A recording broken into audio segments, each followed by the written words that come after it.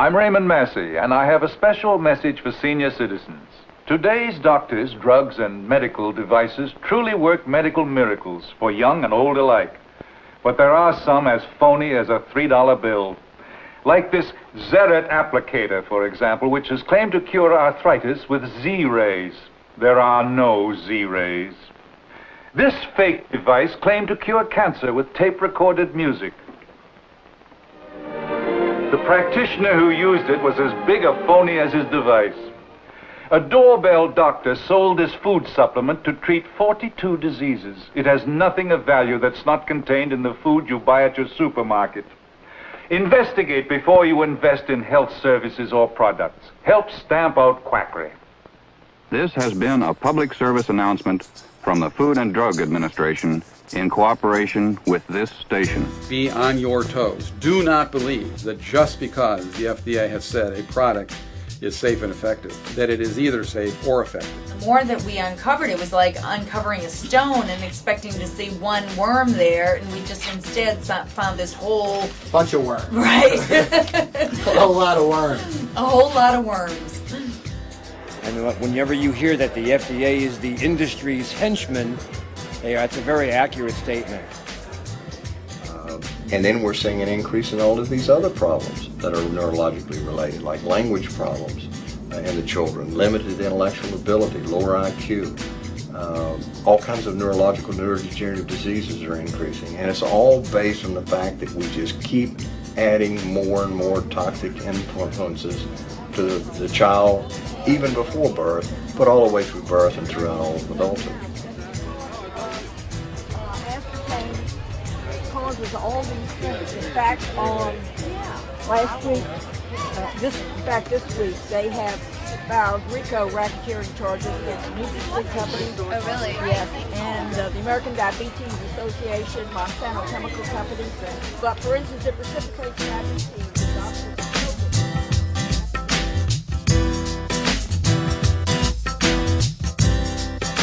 The point that the FDA is making is not that the events are not occurring. The point they are making is that they cannot approve they're occurring. One of the major points they make is that in examining seizure cases, they cannot rule out other possible causes of seizures. The very process they use, however, means that they also are unable to rule out NutraSweet. It is very important to understand that the FDA has not ruled out NutraSweet. It was originally approved in 1974, and we objected. And then all the process occurred that kept it off the market until 1981. Then it was finally, the commissioner overruled all of the other decision makers that had said it should not be marketed in 1981. Now, from my point of view, that demonstrated the point I was trying to make, which is that the regulatory process is not capable of withstanding the political and economic assault of a corporation with its mind made up and with the willpower to effectively force its will. The FDA made it appear as if they were listening to people, and they were just taking information. And when they took that information, it got filed. Nothing happened to it. I'll tell you that for a fact. The agency will remain in close contact with those who are skeptical of aspartame's safety. For example, the center has met with Dr. Richard Wertman of MIT to discuss a number of his hypotheses about aspartame. The center has also met with the Aspartame Consumer Safety Network to discuss issues relating to the safety of aspartame. But I also saw the FDA come and just completely try to annihilate all of those statements that had been presented by these researchers showing that it caused harm. And they ignored everything that had been said.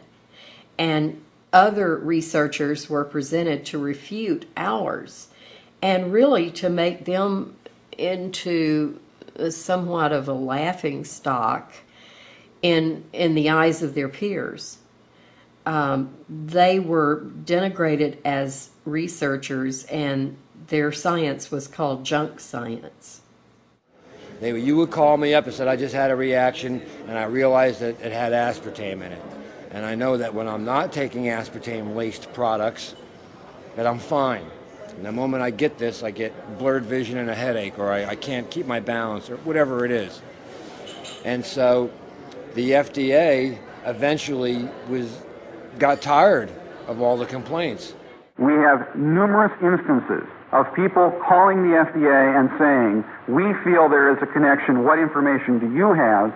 And the person that answered the phone that they're speaking to telling them there is no connection between NutraSweet and side effects and not taking any further information.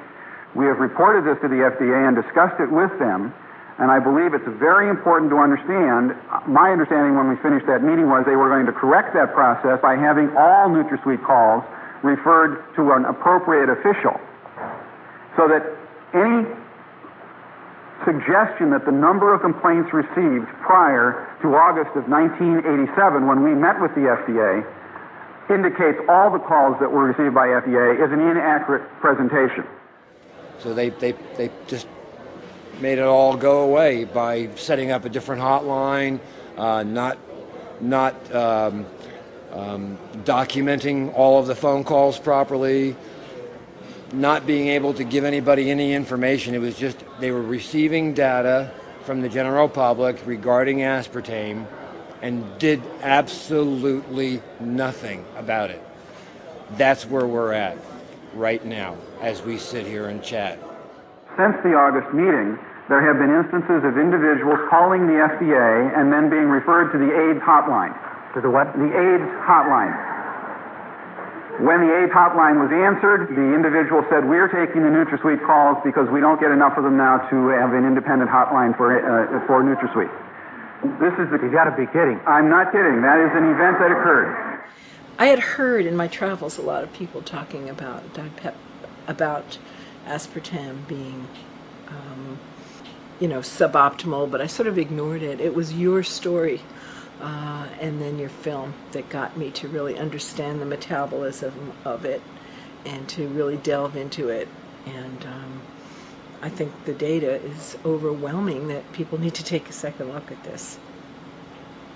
You got a little bit better, then you noticed you worsened with this Listerine, and you made Right. the association, and then what happened? You kind of got, hey, what's this? And you started doing research, trying to track down if there were any a body of information about the connection. Yeah, absolutely. At first, when I was diagnosed with MS, I was just, flabbergasted and floored and tried to find out. I asked my neurologist if there was anything nutritionally I could do to help myself, and I was told that there was nothing I could do, that even though she didn't take Diet Cokes herself, there was no reason in her mind why I shouldn't be consuming them. Headaches, memory problems, insomnia, dizziness, and vision problems, including pain and pressure in the eyes. These findings are consistent with symptoms found to be caused by aspartame, along with diarrhea, nightmares, and nausea in a study. And I'm sorry we don't have the study cited, but Rodale didn't include citations. Dr. Cabin advises aspartame users to tell their doctors of the consumption of aspartame, even if they have no adverse symptoms. So the publishers had a problem with your stance on aspartame? They did. They had a problem with my stance on virtually everything. What happened with your publisher? I was just reading, when I read the part about the question, is just a little bit of aspartame okay for your kids?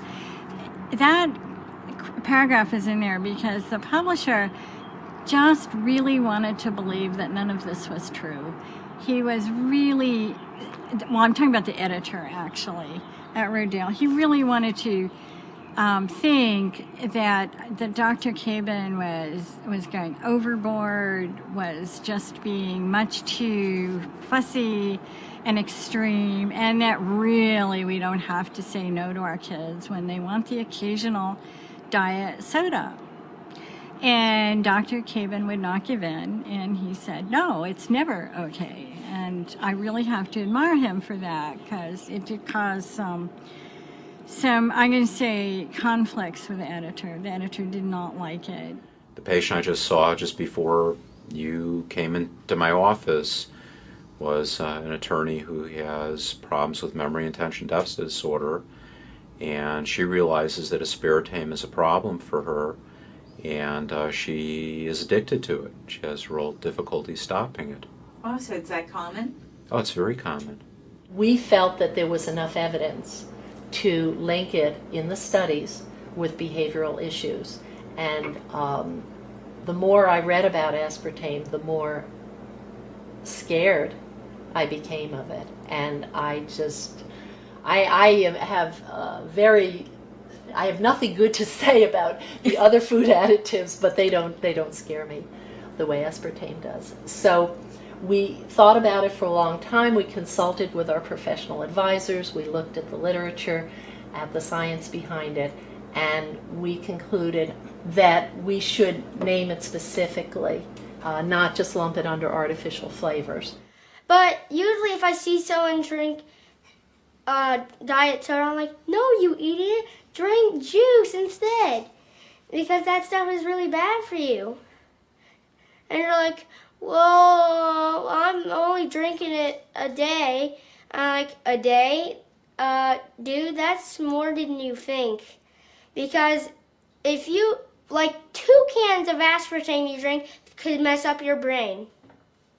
So there has been a lot of articles written by not only military pilots, the military knows about this, the airline certainly knows about it.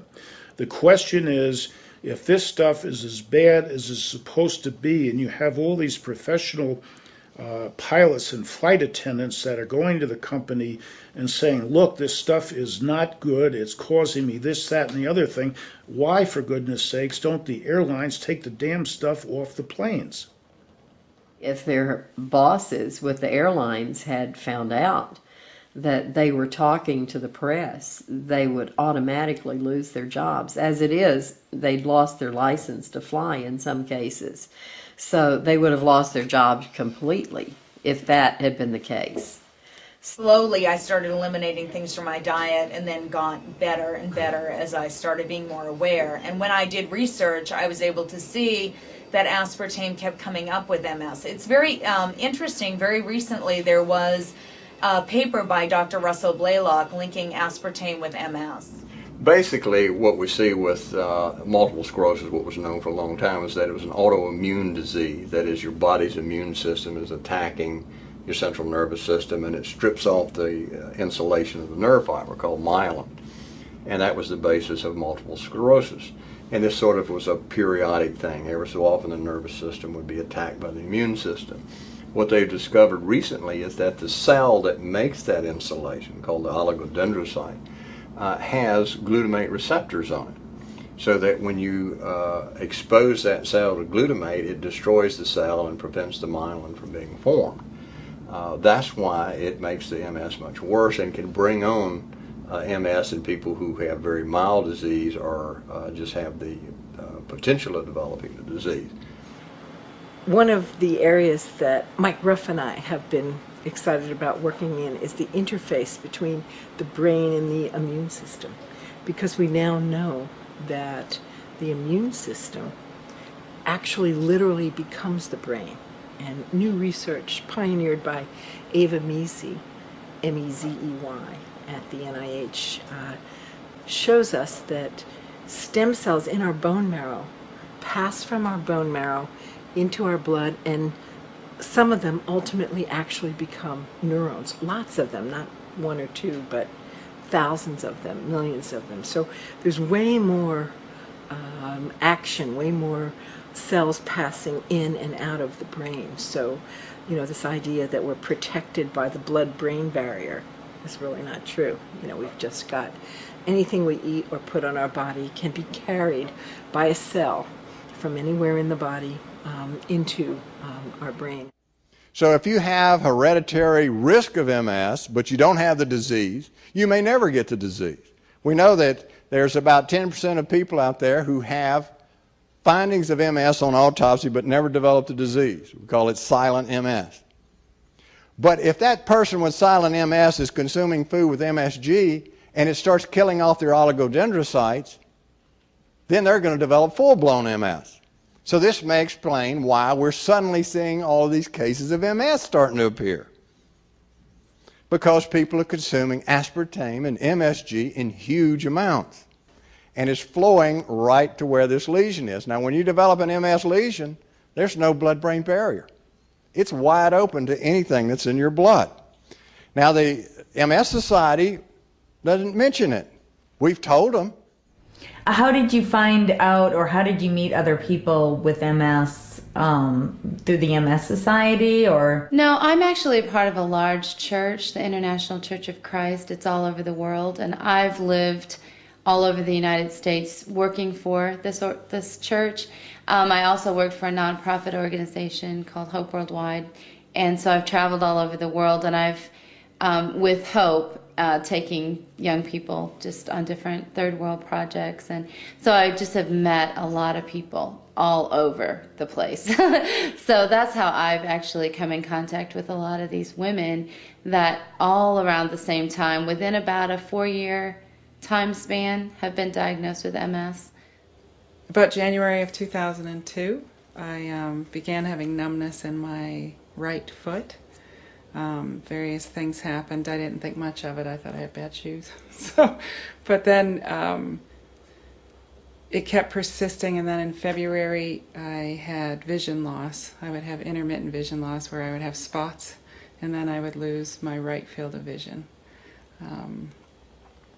I thought it was a one-off at first, but it happened several times. In about June of 2002, I went to my primary care doctor, and he did a neuro exam and was very concerned. Ordered an MRI and told me that I had MS. Well, I was diagnosed 3 years ago on September 11th when the World Trade Center was falling down. Everything was crazy. I was in Washington, D.C., but I had gone blind in my right eye by that day. It was a progression for probably 10 days at that point. And it was kind of like a shade was coming down on my eye. Anyways, this friend came up and said, "Do you realize Diet Coke can do this?" And I laughed and I said, "I don't believe you, but I have nothing to lose but a chemo treatment, so I won't drink another diet soda for 1 year." I said, I'll throw this one away and that's it. I won't drink another one.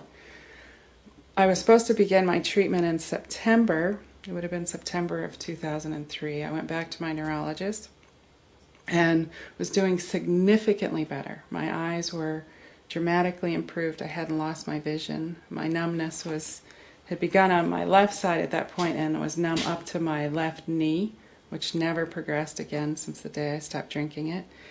And of course, the neurologist asked me, he said, "Did you start your treatment? Is that why you're doing better?" I said, "No, I didn't start my treatment, but I stopped drinking Diet Coke."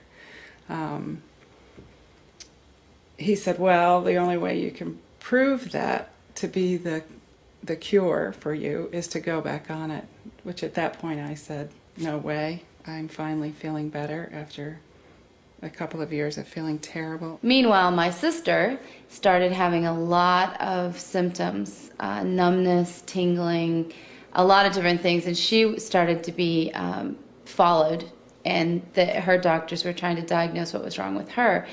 So she was diagnosed with MS, and we thought it was odd. I'm adopted, so she's my biological sister, but we're half sisters because we have the same mother but different fathers.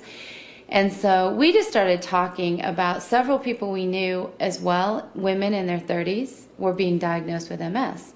And so to me, I started looking into it thinking, there's got to be some kind of connection. There were, just a lot of different people popping up one by one with the same symptoms, the same thing. So she somehow found out and heard about Betty's work with, the aspartame, and she started reading and looking into it and thinking, and so she decided she didn't know if she even believed that that was a problem or not.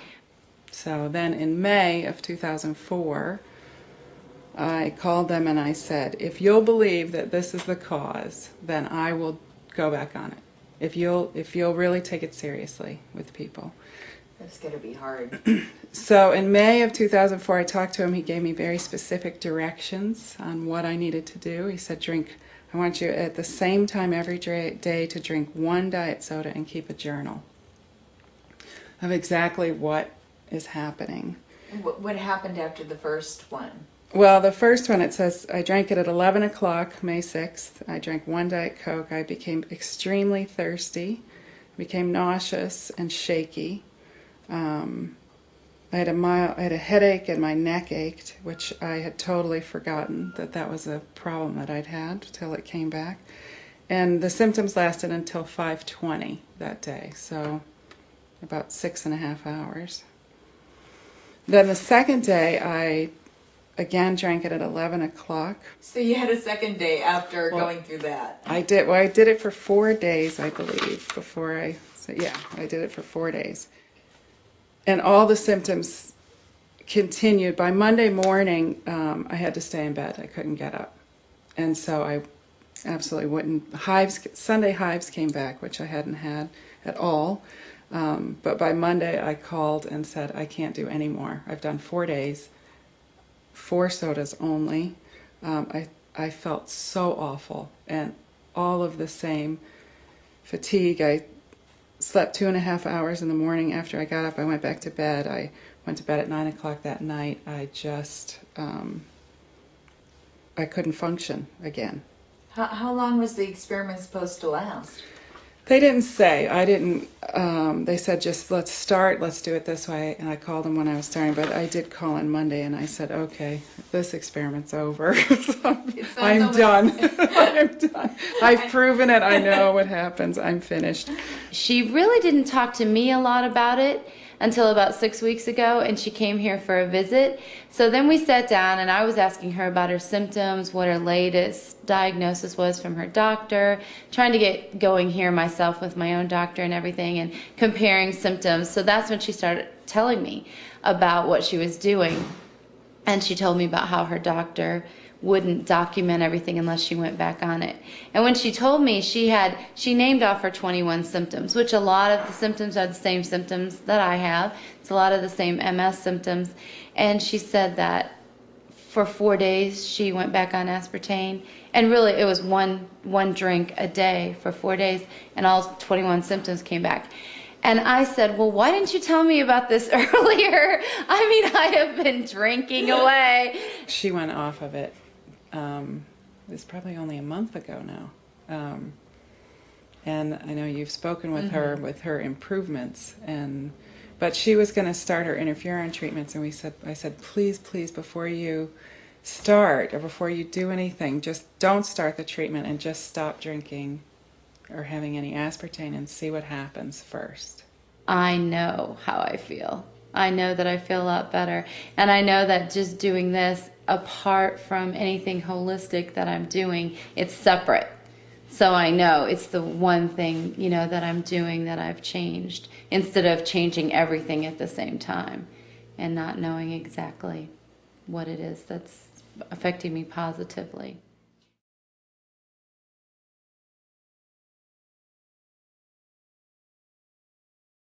Anyway, it's abundantly clear that the root causes of most cancers are probably due to, like toxins that have gotten into the food supply and what we eat and what we drink. The argument is, well, we're living longer, and if you live longer, you're going to tend to have more cancers just because the organism is living longer. I'm not aware that explains all of it, and that there is an epidemiology that says cancer rates are increasing, certainly for some cancers compared to others. And we know cancers like lung cancer is strongly correlated with toxins and chemicals and smoke and things like this. I had no clue about aspartame. I've never drunk diet sodas. I've never used NutraSweet. I've never used any of those products that contain it. And so I became aware by a good friend, Spice Williams Crosby, who is brilliant. And once I saw it, my mouth is still dropping. And my thoughts are first shock and second heartbreak, because I've seen Sweet Misery, which is phenomenal. I've read the articles that Spice has brought me, and frankly it's very, very shocking. And she wrote an article on a dear friend of mine named Cecil Peoples, who's a great martial artist who got brain cancer. Found out he was drinking diet sodas a lot. One day we were having this big event at the dojo, a smoker where all the fighters come in, and it's kind of a fun free-for-all. And I looked down and I saw he's drinking a diet soda, and I'm like, ah! Spice is in your face, what? why are you doing that? Oh my God, okay, and I cut it out, cold turkey, right away. So did my wife, so did my kids, so did my friends. I was on my way to a fight at Hollywood Park, and he called me, and he said, we've got the results back of your MRI. And he said, I said, oh, how is it? And he said, well, he said, you have a tumor on your brain. And he said, oh, okay. And I said, well, what are you going to do? You going to give me a shot or something? He said, the tumor is benign. It's about 9 millimeters. I said, oh, okay. You going to give me a shot? He goes, well, no, as far as I know, there's no shot. So I'm driving, and I'm almost to Manchester. And then I said, well, what are you going to do? He goes, well, as far as I know, all you got to do is have surgery. So I'm thinking, oh, okay, and like surgery on my brain, and I'm driving. And then all of a sudden it dawned on me, wait a minute, that's brain surgery. You're talking about brain surgery here. And it shook me so much I had to pull off the freeway. I was like, whoa, Dr. Johnson, you talking about brain, I gotta have brain surgery. And he goes, yeah, You would think that if a man cuts a tumor out of another man's head that didn't have any history of brain tumors, that they would somehow say, you know what, don't drink any diet soda, don't take any aspartame. And, but that has to come into their awareness. If you don't say get off me, they're gonna do 50 push-ups. Let's go. I have a lot of influence over a lot of people. And I tell them what happened to me, and they stop. They trust me, they don't question, It's like I trusted my surgeon, and they trust me, and I tell them. And the kids don't even offer, they don't even ask anymore, because the first day, well, how come we can't have a Diet Pepsi, So I said, well, son, it's not good for you, baby, it's not good for you, And then I said, that's what made Daddy sick. I'm pretty sure that's what made Daddy sick. That was enough for them. So anyone that I know that I'm in contact with won't do it, at least not around me anyway. I mean, once my endocrinologist, diagnosed me with Graves' disease, I became really, really skeptical, mostly due to the fact that, the typical Graves patient is a middle-aged woman, and being an elite athlete male at 25 years old with no family history, I just didn't fit the stereotype. So I really maybe start questioning this diagnosis. I was looking, like I said, I had 6 months till go time. I couldn't leave a stone unturned. And I really started, I went to the library, read up on hyperthyroidism, figured out anything and everything to do with that. I spent hours on, I wouldn't sleep because I couldn't practice anyway. I'd stay up all night and all day, glued to that, to my computer, researching. I eventually came up on Dr. Janet Starr Hull's website, Sweet Poison, and a bell went off. Her symptoms, her case history was identical to mine, and I called her up that evening, and we kind of took it from there. Jan Smith, an instructor at North Texas, believes a reaction to NutraSweet caused her to be put into the hospital. I was hospitalized. I was told that I would die if I didn't have my thyroid removed. And before I let them do any surgery or any radiation on me, I wanted to find out what made me ill. Justin and I both could kick ourselves for even using the stuff in the first place. Neither one of us had a weight problem when we got started. Justin is an Olympian, and he's got 2% body fat. Why did he drink Diet Colas? You look back at it and you think, how did I fall into that trap? When you're an athlete that's concerned about your body, diving is, you're out there in a pair of Speedos, doesn't cover much. It's a very aesthetic sport. So, I was by far in the best shape of my life, and I was definitely in the best shape of any U.S. diver. Anybody will tell you that. And so I was very conscious of what, I thought it wasn't a problem. I started drinking diet soda back in high school. But for the most part, athletes, their bodies stay at such a high metabolic rate that anything that they eat or drink is going to be processed fairly rapidly, and their bodies are going to be much more sensitive to chemicals. It's unbelievable what that stuff is in. It's in protein powder. I was drinking the protein bars that I was eating in between practice. the equal I used in my sweet tea, anything. I mean, I went through my kitchen and went through each cupboard and the refrigerator and threw out everything. It's in yogurt, and that was the only change I made. I mean, I didn't tell my doctor that I was off my medicine until about 3 or 4 months later, because I wanted to have a series of blood tests come back normal, to show her, I'm like, listen, I have not been taking the medicine. I've not changed anything other than my diet and taken a multivitamin, and I'm totally fine. How did she react? At that point, she was well, whatever gets you there. I mean, she was a bit skeptical at first, and I still don't think she's. I mean, I showed her the book that Dr. Hull had given me, and kind of explained where I was coming from, and actually I left the book with her, and I think she read it. I don't know if she actually bought it. She didn't seem to say much the next time I went in for my last confirmation blood test. Now, the baby is particularly at risk. As we said, the brain is growing the fastest during the last trimester of pregnancy and the first 2 years after birth. It's what we call the brain growth spurt period.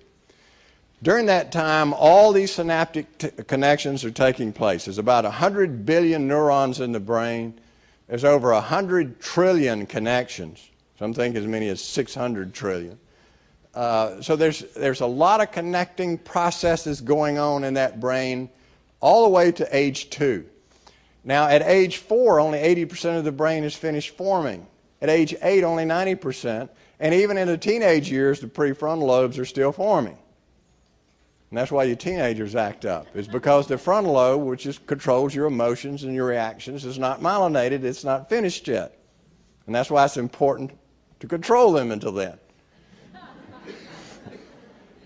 But what this high vulnerability is what we're doing in this society. And recently, the aspartame people, I forgot what the name of Betty Martini will know, but there's a group out of Florida who said, in an announcement over the radio and the newspaper, NutraSweet is perfectly safe and pregnant women should be drinking it.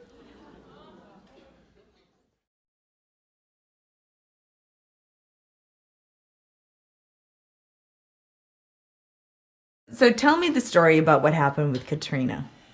Let's see. She was like 2 years and 9 months old when her little sister was born.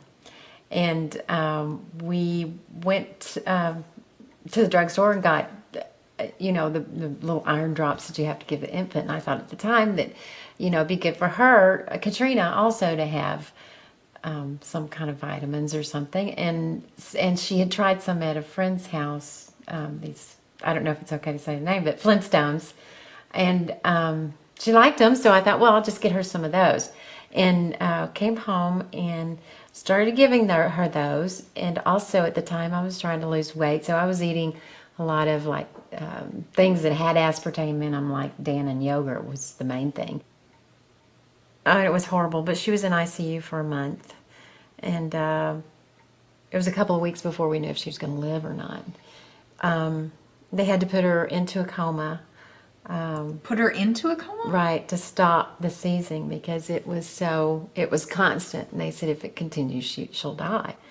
I told the story to, and this person said, wow, that really sounds like a reaction to aspartame, or aspartame poisoning is what she had said. And she had just gone to a seminar or something where they discussed aspartame. And so she put me in touch with this lady that was in charge of an organization here in Dallas that was making people more aware and trying to gather people that had also had reactions to it. Her daughter had had one, and that was what sparked her interest in it.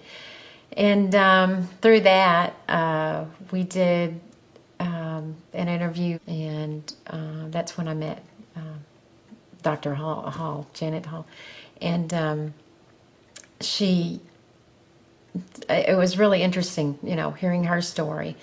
And as all of a sudden you felt not so alone anymore. Yeah, and I got more and more information. I'm going, yeah, she had that response. She had that symptom. She did this, and You know, all these things were starting to make sense. And so I had gone home and I cleared my house of everything that had aspartame or NutraSweet in the ingredient list. And but one thing I didn't get rid of was the Flintstone vitamins that I felt, you know, were so important to her. And so as she had gotten better, and this was about probably September, so it was about 9 months later, I gave them to her again. And out of the blue, she started complaining of these stomach aches and headaches and dizziness, and her speech was starting to slur. All of these things that I had recalled, you know, because I had to tell the doctors what I'd seen and what had happened before. But so I realized it was all happening again. Anyway, I started going through my cupboards, everything, to find out what it could be and reading ingredient lists. Mm-hmm. And I found aspartame on those Flintstone vitamins, and I was just shocked because I never would have thought that they would put an artificial sweetener, something like that, in a child's food product, and especially, you know, vitamins that are supposed to be healthy for you. And so I was very angry, but anyway, I got rid of them, quit giving them to her, and the symptoms stopped immediately. As a result of her injury to her brain, she has suffered damage to the different lobes, temporal lobe, occipital lobe, and parietal lobe, and those areas control, I guess, auditory processing, short-term memory, behavioral control, and she has some visual problems that we've just found out about that we're having to deal with. I'm an aspartame survivor too, by the way.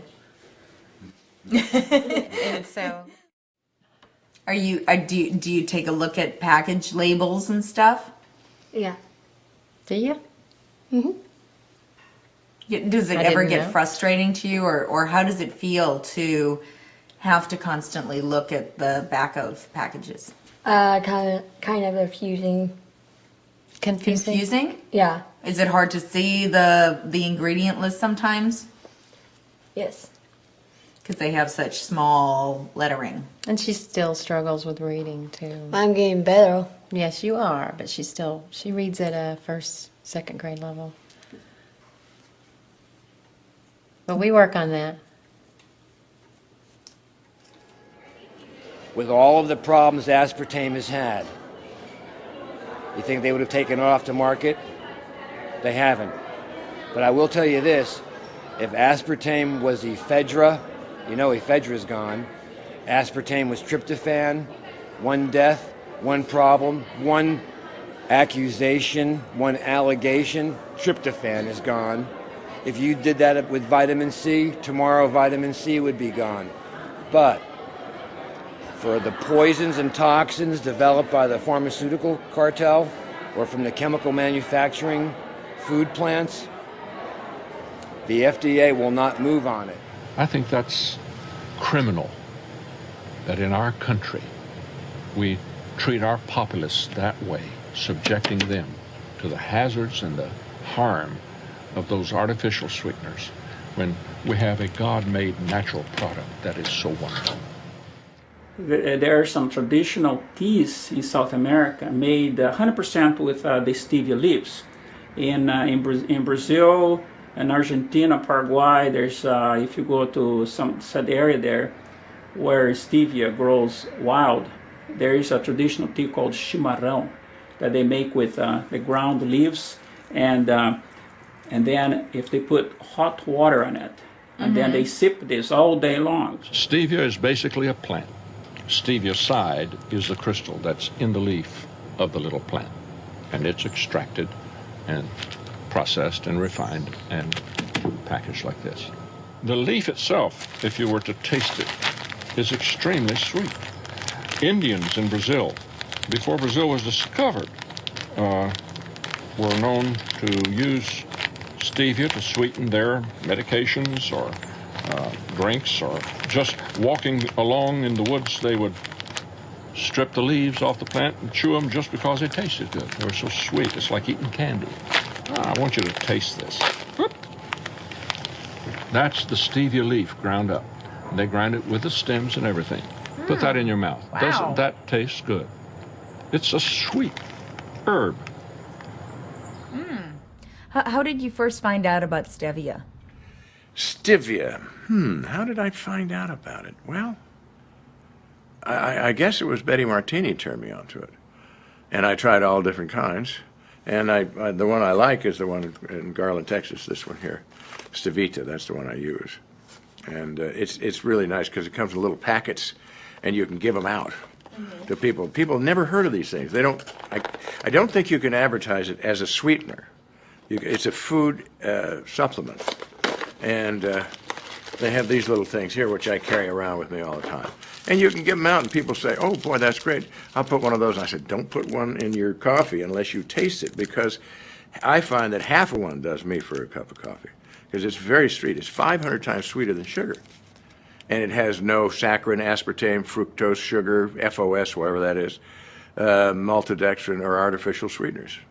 There's a huge market out there for artificial sweeteners, unfortunately, because sweeteners such as stevia, you know, a natural plant-based sweetener that have no calories and no toxic effects whatsoever, our beloved FDA, which I, on the radio I call the Freedom Disallowed Association, doesn't allow to make a claim for its use as a sweetener. It's a dietary supplement, but nobody knows what it's for. We don't want to tell people what it could be used for. That could be dangerous. Dangerous to who? The companies that sell the artificial sweeteners, perhaps even the sugar companies. Stevia was not passed by the FDA. Stevia is still considered to be not shown to be safe by the FDA. And it is remarkable because stevia has two very sketchy studies that suggest maybe there's a problem. And the researchers that did these studies back in the 1960s say that they do not really, never did think that these showed problems. And there are dozens and dozens of studies that have been done that actually do demonstrate the safety of stevia. But there was what is called an industry complaint against stevia. That's one way that the FDA initiates action. Somebody in the industry calls up and says, "We think so-and-so is doing something bad." Then the FDA goes and investigates and takes action. So an industry complaint was filed against stevia. And by the way, we don't know who filed it because that's secret. We've tried to get it in all kinds of different ways, but it's secret. But there were many companies that were going towards stevia. Lipton, for example, was going to use stevia. Some of the other tea companies and so on all stopped dead in their tracks when this complaint came in. It is now, once the dietary supplement bill passed, it was able to be used as a dietary supplement. So there's one company out there that says, don't sweeten your tea, supplement it. I was selling this book, I started selling this book actually in 1996, this tea book, just to give some more information to the consumer, how to use stevia, what it is, a little bit of history of stevia, etc. And some of the studies, safety studies on stevia. And beginning in January 1998, the FDA made an inspection of my facilities here, and they found out that I was selling the books with the stevia. Also, they went to our internet webpage, and they found out that I was selling the books. Now, my primary purpose selling the books was for information, to educate the consumer. Of course, I could always make some money also on it, profit by selling the books. Never anywhere in the world one medically proven problem of health due to the use of stevia. You can't say that for those artificial sweeteners. You just can't say that. Some have been taken off the market because they lead to cancer, they do this, they do that. And the FDA puts the brakes on and won't allow this. Beginning in January 1998, after the FDA inspector inspected our facilities and found out that are selling the books, they kept putting pressure on us to stop selling the book. Their argument was that the book, because the book teaches the consumer how to use stevia in a form other than as a dietary supplement, that actually you can cook with it, that you can use it as a sweetener. And stevia has not been approved for that purpose. Therefore, they felt that by selling the stevia cookbook and the other literature, actually the books were adulterating the stevia products that I was selling. Therefore, I would not be able to sell the cookbooks. And we were working on several university laboratories developing products that could be done with stevia. I have a list of 13 products in which it could be used wonderfully, all the way from yogurt to chewing gum to toothpaste to food products of different sorts.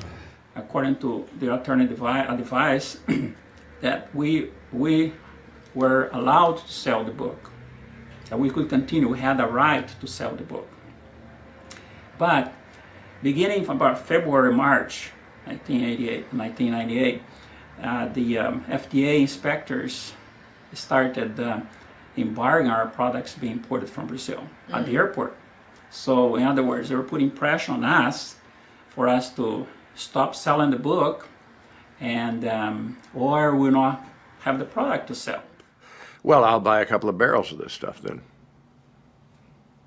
And just lock it up in your Lock it up, yeah, and then sell it. You want some hot stevia? Hey, man, this is real stuff. Before it was outlawed, how about that? Here, have a little pack of stevia. That'll be $200 for this, right? My daughter was here when I received the fax that were coming here to witness the destruction. So she immediately called the media, say, look, we're going to have to burn some books here. My father has to burn some books. So they were here about 2 p.m. They were here. The media was here, and that's what happens. That the next morning there were some articles on the local newspaper about the issue that an Arden company, Stevita company, was having with the FDA. The FDA ordering the burning of the books, and that caused a lot of interest among the media. So I started receiving calls here at 7 o'clock in the morning, the next morning, say, some people, well, they're kind of, joking about, hey, if you're going to burn books, let me know, because I like to go there, hey, what's this, what's this, Gestapo burning books? I said, well, I cannot burn today either. I don't have the permit from the city to burn the books, I was very afraid. You see, when you see a very small company, small business, and some officials from the government coming here with all their credentials, etc., I mean, they could really be, shut us down immediately. One of the things that political scientists say quite frequently is that very shortly after a regulatory agency is created, it gets captured by those that it regulates. That's kind of people say that repeatedly, and I think they're totally wrong. I believe they're born captured. They do not come into existence until the industry needs them.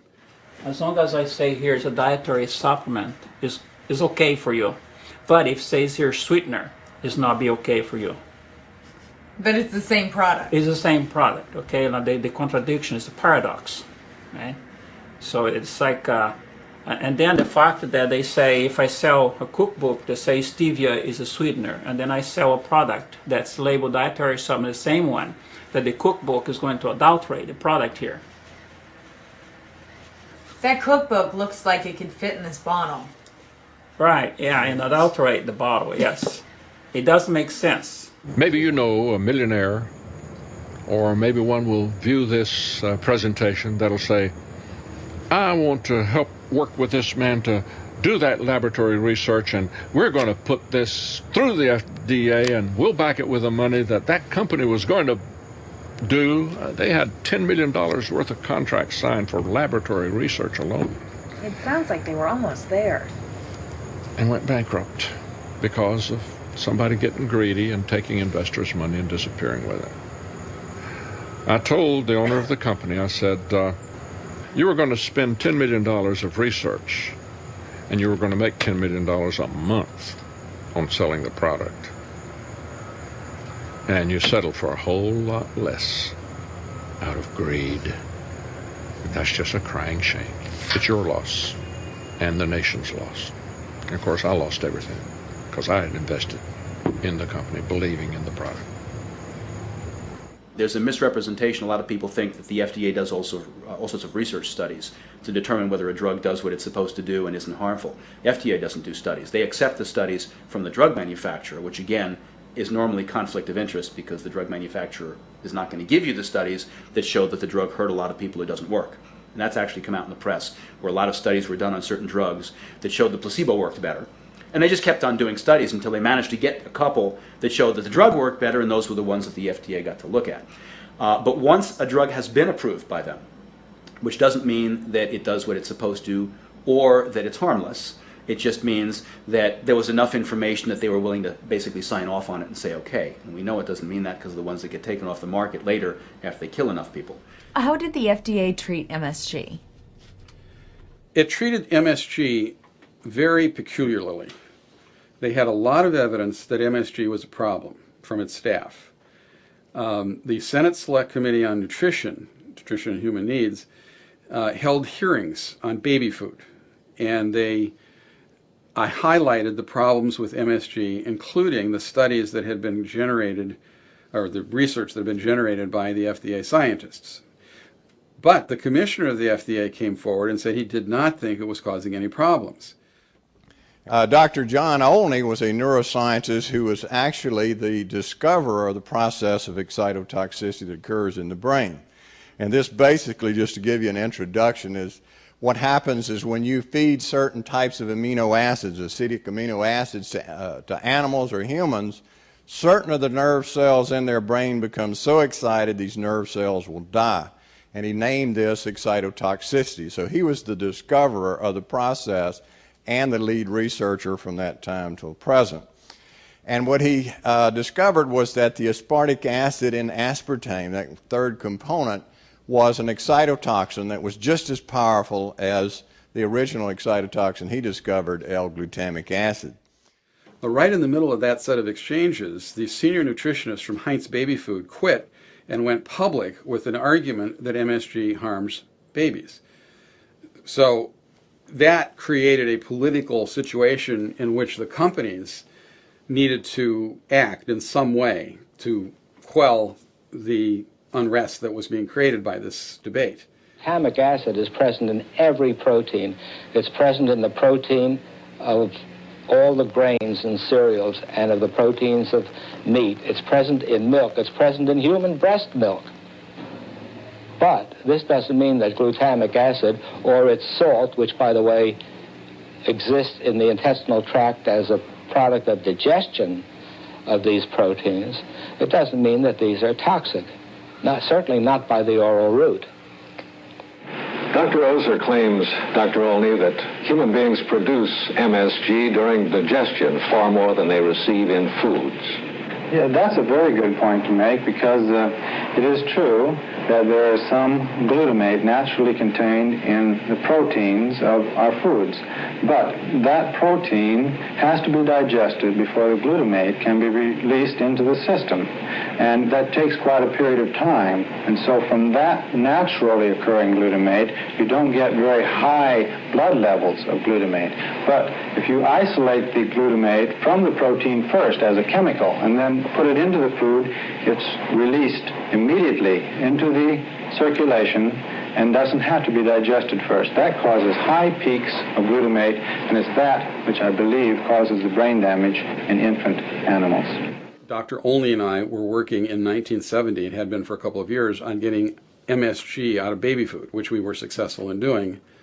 The companies took it out after a lot of publicity and some Senate hearings, because MSG caused brain lesions in monkeys, and that suggested that they could be responsible, it could be responsible for some of the 95% of mental retardation that doesn't have any known cause.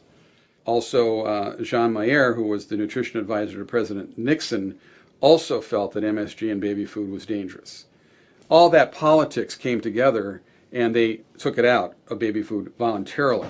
But there was one other aspect to the issue that I think had to be present for them to act, and that was that they took the MSG out of the food, the baby food, but then they put in textured vegetable protein, which is exactly the same in its effect as MSG. The government has created a clandestine way of reporting MSG that most people are unaware of, such as natural flavoring, which you might very well read on a package in a health food store, is MSG, texturized vegetable protein. Very unhealthy. Need to stay away from it. The word natural only means it came from nature. It's to imply that it's healthy because it's natural. It means nothing on a food label. And some years ago, Congress, apparently through lobbyists, passed an act in which flavors and flavorings were to be considered proprietary items.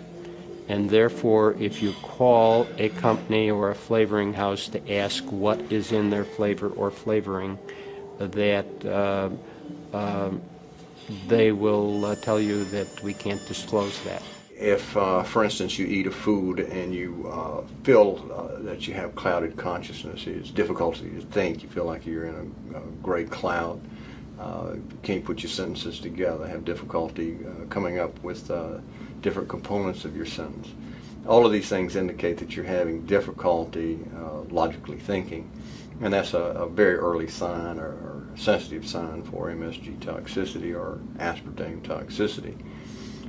Some people have much worse reactions. Some people have cardiac arrest. Some people have all sorts of neurological problems, numbness, blindness, difficulty seeing, double vision. All these things can indicate sensitivity to these components. And then I must also say that it appears that once you're sensitized, that indeed you then become a reactor.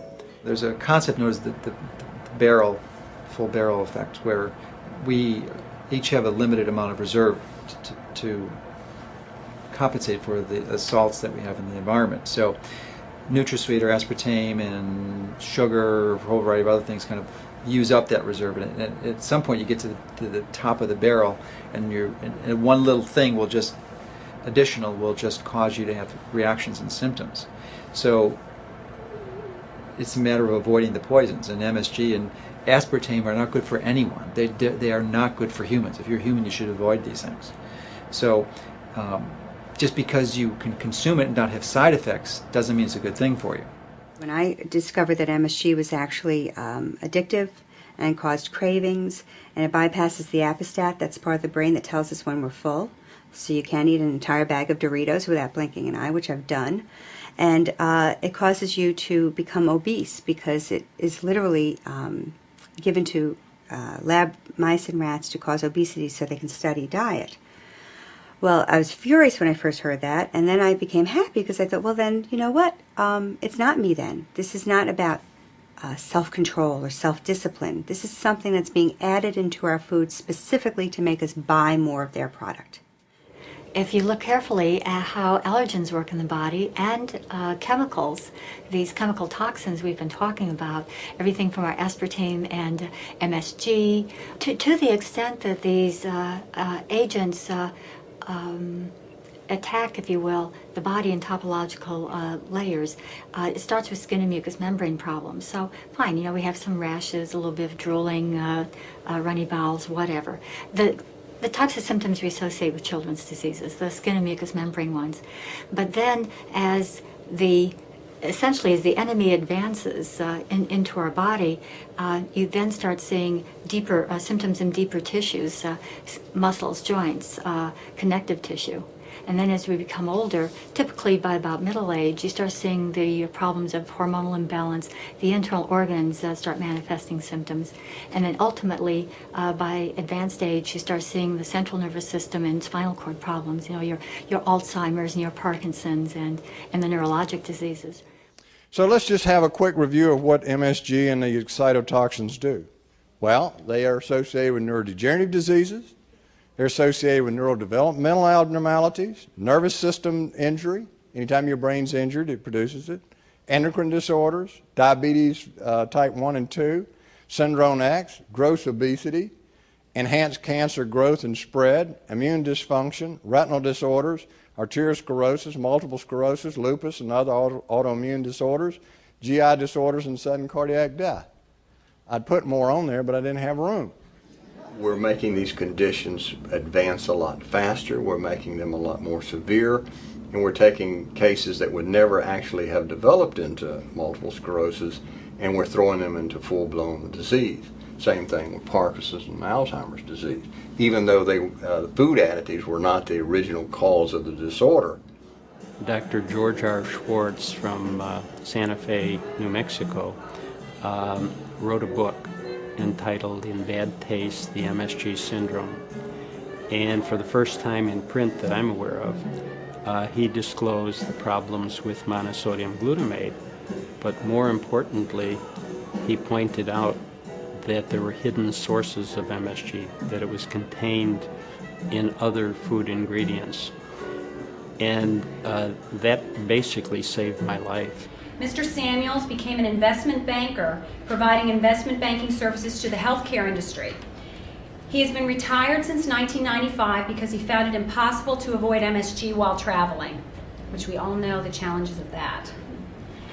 Mr. Samuels has actually lost consciousness on over 30 occasions from MSG and is personally well versed in the dangers of this toxin in our food that is everywhere in our food supply.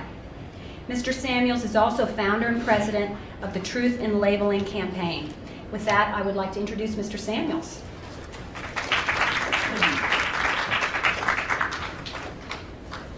In the early 1990s, a committee from the FDA and USDA, a joint committee, came to Chicago to hold a public hearing on the Food Labeling Act of 1990, which has resulted in the box on food labels where they list calories and protein, etc.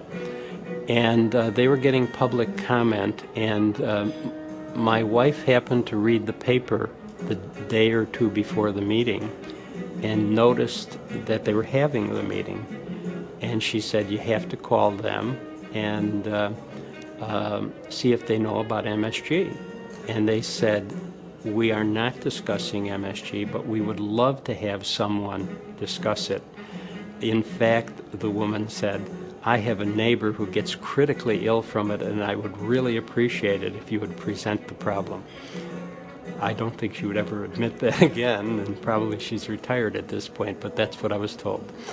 And she said, would you please come?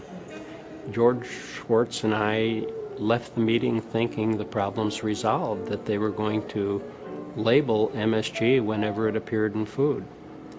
However, we heard through sources that the glutamate industry had been made aware of the meeting.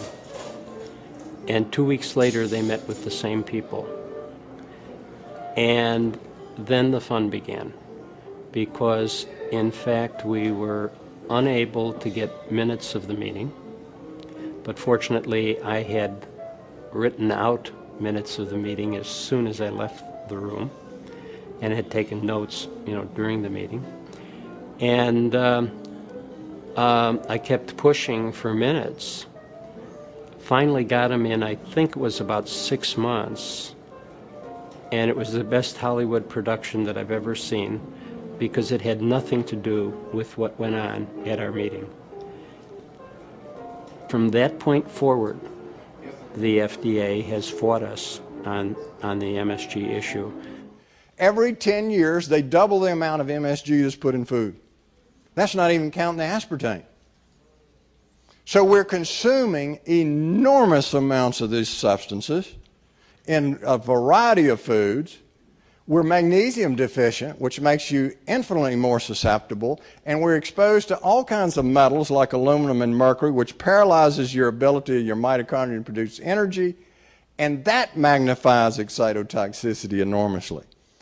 We all know to avoid monosodium glutamate, excuse me, but there are other things. I could really spin them off, but so that I don't miss anything, I'll refer you to our website, but monopotassium glutamate is in some products. Yeast extract is always an MSG product. Hydrolyzed protein, you've seen hydrolyzed soy protein, you've seen hydrolyzed corn protein, hydrolyzed pea protein. Plant protein extract, sodium caseinate, yeast extract, hydrolyzed oat flour, corn oil, autolyzed yeast. So, I mean, if you look at the back of a food, you're going to see, this is just about in every single thing you're going to pick up that has a shelf life, correct? I go into a supermarket nowadays and I feel safe getting about 2 to 5 products. Yeah, what's left to eat now? I mean, realistically, what are we supposed to eat? What the committee has heard today, in all its complexity, seems to me to boil down to a single proposition. The FDA is simply wrong, not once but repeatedly, when it has affirmed and reaffirmed and reaffirmed the safety of aspartame. Now, of course, anyone is entitled to disagree with a government agency. But it's critically important to note that on this subject, the FDA does not stand alone. In attacking the FDA, those who attack the safety of aspartame are also attacking the independent determinations of the health and regulatory authorities of the world. I'm curious to watch, for example, Monsanto.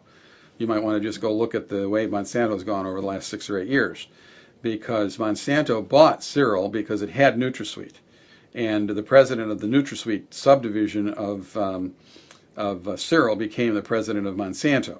And he was a lawyer, and he had been involved in the process that had manipulated FDA to let NutraSweet on the market. And he used the same techniques to get genetically engineered food on the market. And interestingly enough, when they tried to move that approval into Europe, they ran into a firestorm of public disapproval. So studies show that the more people learn about genetically modified foods, the less they trust them. So over there, for example, they learned about Arpad Pusztai, one of the leading scientists in the world, who went public with his concerns about genetically modified foods based on experiments he conducted. He was fired from his job after 35 years and silenced with threats of a lawsuit. Everyone over there knows the story. Very few people here do. So based on the increased awareness of the potential dangers, the people in the UK said, we don't want to eat them. So subsequently, in April 1999, Unilever, Britain's largest food manufacturer, committed to take all GM ingredients out of their European brands. Now this created a landslide. Within 1 week, every major food manufacturer followed suit. McDonald's, Burger King, Nestle, Safeway, for their European brands. That's because the European consumers had expressed concern. However, they were still feeding the American consumers genetically modified ingredients. Because in the United States, very few people even know what a genetically modified food is. More than 50% of people surveyed say they've never eaten a genetically modified food in their lives, even though most eat it in every meal.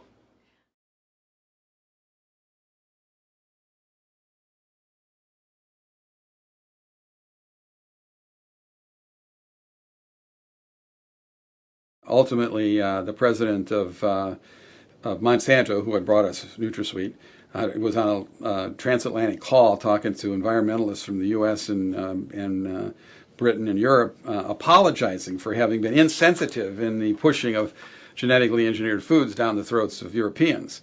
But the backlash onto the Monsanto company was enormous, and they had to go through major reorganizations. There was still the underlying low infection of the NutraSweet problem going on. They ultimately sold NutraSweet to 2 different buyers, and they've systematically had to backtrack from this high-handed method that they've used to try to cause people to be forced by law to buy their products. When you genetically modify food, you take a gene from one species, like a virus, bacteria, plant, animal, or human, take it out of the DNA, and artificially put it into the DNA of another species. So you take a trait from one species and you put it into another species. Now that gene may never naturally be able to be part of that DNA, and you carry with it a lot of other genetic material. The process itself can cause damage to the DNA, it can cause changes in the levels of expression, and many other problems that actually have just now been discovered. I found it, if I may use a neutral term such as interesting, that they were able in the Orient to introduce into rice an amino acid sequence that causes miscarriage, and we're hoping to be able to use this as a method of family planning. Dramatic things can be done with our foods. I think it would behoove us to look into that further before we race into this new technology headlong. Scientists trying to prove that genetically modified bovine growth hormone was safe ended up injecting only 3 cows for the study. They used a different company's RBGH, one that wasn't ever approved. They used a daily dose instead of a much larger bi-weekly dose. They pasteurized the milk 120 times longer. Then they added artificially powdered hormone to the milk to try and get it to be reduced even further. In Monsanto's big published animal feeding study on genetically modified soy, they used mature animals instead of young ones. They diluted their soy 10 to 1 or 12 to 1 before feeding the animals. They never weighed the organs. They left out some of the most incriminating evidence, which was later found and made public. In another study, they asked the laboratory to use an obsolete method of detection, according to the laboratory. Another company overheated their corn products 4.5 times before trying to detect whether the protein had survived the heat treatment. Monsanto used 1,250 times the amount of digestive enzymes compared to that recommended by the World Health Organization. There's all sorts of ways in which they have apparently rigged the research to show that these foods were safe. And nonetheless, even with all these attempts, they still find that over and over again, animals that have been fed these products show problems, or there's differences in nutritional levels, or the crops themselves have unexplained surprise effects, like being destroyed by sunlight or being blown over by the wind. The most common result of genetic engineering is surprise side effects. Why? Because we don't understand what goes on the level of the DNA. They are just marching forward with this genetically engineered food idea because it's got the ability to be patented, and anything they think can be patented, they believe they can make huge amounts of money off of, because huge amounts of money are what they're in the business for. And whether or not it will in the long run be a good thing for the food supply and for the food consumer is at best secondary on their list. Probably it's tertiary or even further down their list. And they will push it, and they will push it. The United States is trying every way they can to push their agenda of spreading genetically engineered foods around the world. They have recently filed a lawsuit with the World Trade Organization against Europe, claiming that their resistance to GM foods is an illegal trade barrier. And if they win this, then they can either impose tariffs or force the opening of those markets. And they can use that same kind of threat now to developing countries, and they have already. We've noticed corporations under fire go on extensive PR campaigns. Representatives will go on news shows and they'll state definitively that, regardless of evidence, that their product is safe, and yet their statements go unchallenged. Yeah. Why did they get away with this? Well, that's part of it. Now we're getting into the area of real malfeasance. But that's peculiar to the U.S. system, very peculiar. So, for example, right now there's negotiations going on with Australia over what's called a free trade agreement. Not much to do with free trade, but that's what these things are called. Australia happens to have maybe the most efficient drug distribution system in the world. Costs are a fraction of what they are here for the very same drug produced by the very same company, it apparently works very efficiently. I understand from medical researchers it's the best one they know. Well, the United States is trying to destroy it as part of the free trade agreement, arguing correctly that the Australian system interferes with free trade. The reason it interferes is because it is what is called evidence-based. That is directly to your point. If a pharmaceutical corporation wants to advertise in Australia saying, you know, this drug, which is going to cost 10 times as much as the one you've been taking, is far better and it's going to make you healthy and so on and so forth, they're not allowed to do it unless they provide evidence. Now that's an interference with free trade because it prevents corporations from lying. And lying is part of free trade, so therefore it isn't interference. But they're just every bit as arrogant as they always have been. So you take something like growth hormone in cattle, milk cattle. They have managed to win lawsuits which say that companies that do not use the growth hormone in their milk-producing cattle cannot advertise that fact or put it on their labels. They can't say, we do not use growth-enhancing hormones. That is considered to be illegal. That's how arrogant and pushy these people are. The position of the U.S. negotiators is you're not allowed to have evidence-based criteria. You just have to allow what they call the market to work. It has absolutely nothing to do with the market. The pharmaceutical companies are granted enormous protection from market forces. That's what patents are about. And patents under the World Trade Organization agreement go way beyond any regime that ever existed in the past. No currently developed country would ever have gotten there if there were restrictions like that. So the pharmaceutical corporations are given monopoly pricing rights for a long period, now really extended. They claim that they need it because of their research and development costs, but that's another scam.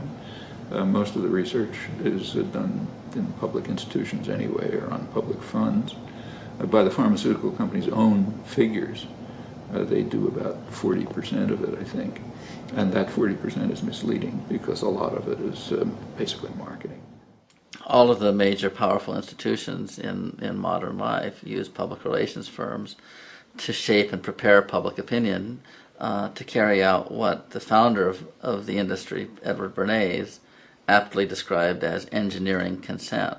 Because whether it be going to war in Iraq or buying milk that's been produced using genetically engineered hormones, the public has to accept that, and the way to make that happen is they hire a public relations firm, which has expertise in how to mold opinion, how to shape and influence the reporting of topics in the news so that it's favorable to their clients and so forth. His clients were people like the tobacco industry originally.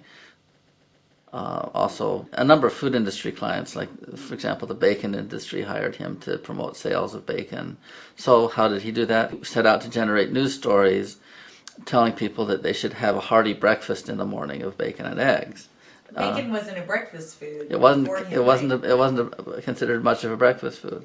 So what he did was he recruited a panel of scientists to say that people should eat a hearty breakfast in order to start off their day that would be good for their health and their constitution, and sent this information around to reporters. In the day when Bernays did this, that was considered a rather novel idea. 20 years ago, who would have thought turkey would become such a popular summer food? Even until a few short years ago, most turkeys were sold during the harvest and holiday seasons. Today, 1 out of every 4 turkeys sold is during the summer months, and most of them are used on the barbecue. Brush generously during barbecuing with your favorite sauce. The aroma will bring the neighbors in a hurry, and maybe make some friends you've never met before. Do you have any idea of how we all of a sudden got bombarded by these television ads of patients being told to ask doctors about new health products? It was a lobbying campaign by the drug industry, which started 15 years ago, and it was developed and it was presented to FDA as proposed regulations, and the FDA loosened up its regulations and allowed these drug ads to be presented. It also, it's interesting to note that it makes up a major place for revenue for the media that was taken away when cigarettes stopped advertising. It's a huge part of the structure now of the media, the government, and the healthcare system. The media, especially the news media, should be a public service. At least it seems to me that it should be. Well, but see, that's not in the United States. In fact, here's another respect in which the U.S. has been somewhat off the spectrum of industrial societies. So take, say, radio. When radio came in the 1920s, almost everywhere it was assumed it would have to be a public service. That is, there would be a national public radio system. how good it is depends on what country it is. So if it's in Russia, it was rotten. If it was BBC, it was pretty good. But somehow or other, it was there. There was a big battle about that in the United States. So the church, colleges, labor unions, a lot of activists wanted something like that. But this is so much a business-run society that it was privatized very quickly, handed over to major corporations, RCA, a couple others. When television came along, it wasn't even a question. It was just a huge public gift to big private corporations, whereas almost everywhere else it was public. Here there is finally in the 60s something called a public system emerged, very small, privately funded anyway, and mainly to relieve the big corporations of the responsibility to have a small public interest sector. They didn't want to bother with that, so they didn't mind if a public system developed and they could say, well, we don't have to do it, somebody else is doing it. But it's very marginal and it's not significant. Edward Bernays was a nephew of Sigmund Freud, and so he grew up steeped in this Freudian language of, the subconscious and the superego and the id and all these concepts that Freud had developed to talk about how, how the subconscious works and how people are shaped by motivations often of which they themselves are unaware. Now, when Freud was developing all of that, his objective as a therapist was to help people become more aware of their unconscious motives and drives so that they could lead healthier lives. What Bernays did that I think is really remarkable is he almost did the opposite. He said, since people have all these unconscious motivations and drives, the lesson to learn from that is that people are fundamentally irrational and incapable of making sensible decisions by themselves, and therefore you need a special class of professional opinion managers like myself to tell everyone else what to think, because otherwise all these crazy people will be thinking for themselves and you'll have chaos. I mean, the country was set up, go back to the Constitutional Convention, the 1780s, the idea was that, James Madison put it, the main framer, that power should be in the hands of the wealth of the nation, the more responsible set of men, those who sympathize with the rights of property owners, and the rest should be fragmented and shouldn't be able to influence policy. That's one way to set up a country. There have been struggles about that for 200 years. We're developing a society because of all of these different toxins known to affect brain function. We're seeing a society that not only has a lot more people of lower IQ, but a lot fewer people of higher IQ. In other words, a dumbing down, a chemical dumbing down of society. So everyone's sort of mediocre. That leaves them dependent on government because they can't excel. We have these people of lower IQ who are totally dependent. Then we have this mass of people who are going to believe anything they're told because they can't really think clearly. And very few people of very high IQ who have good cognitive function who can figure this all out. And that's what they want. So, you can kind of piece it together as to why they are so insistent in spending so many hundreds of millions of dollars of propaganda money to dumb down society.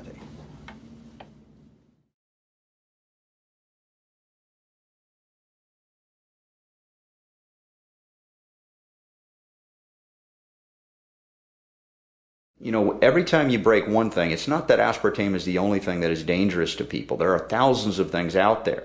But if you can break the cycle of that toxicity by pointing out one absurdity, of which aspartame is that, and then the following artificial sweeteners will be as well, then you begin, like in my experience, it's like, wow, if they lied to me about this healing issue by giving me a drug for allergies, which did nothing but suppress it and make it worse, the liver and everything that came with it, what about everything else or anything else? And so it began to have me question everything. So that's what I see happening. And so even if it's one issue, it opens up the floodgates for awareness and perhaps healing on so many other levels.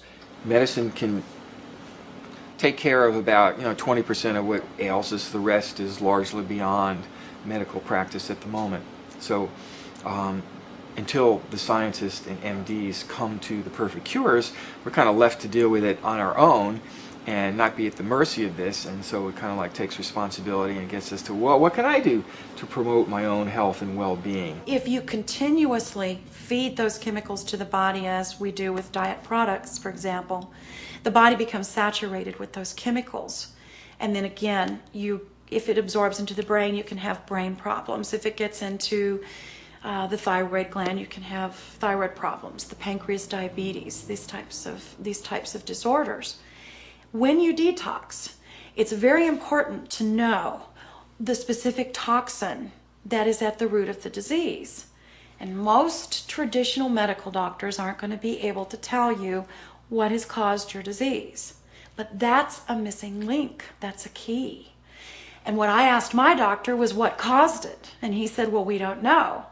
So I didn't allow him to permanently destroy my thyroid until I knew what the cause was.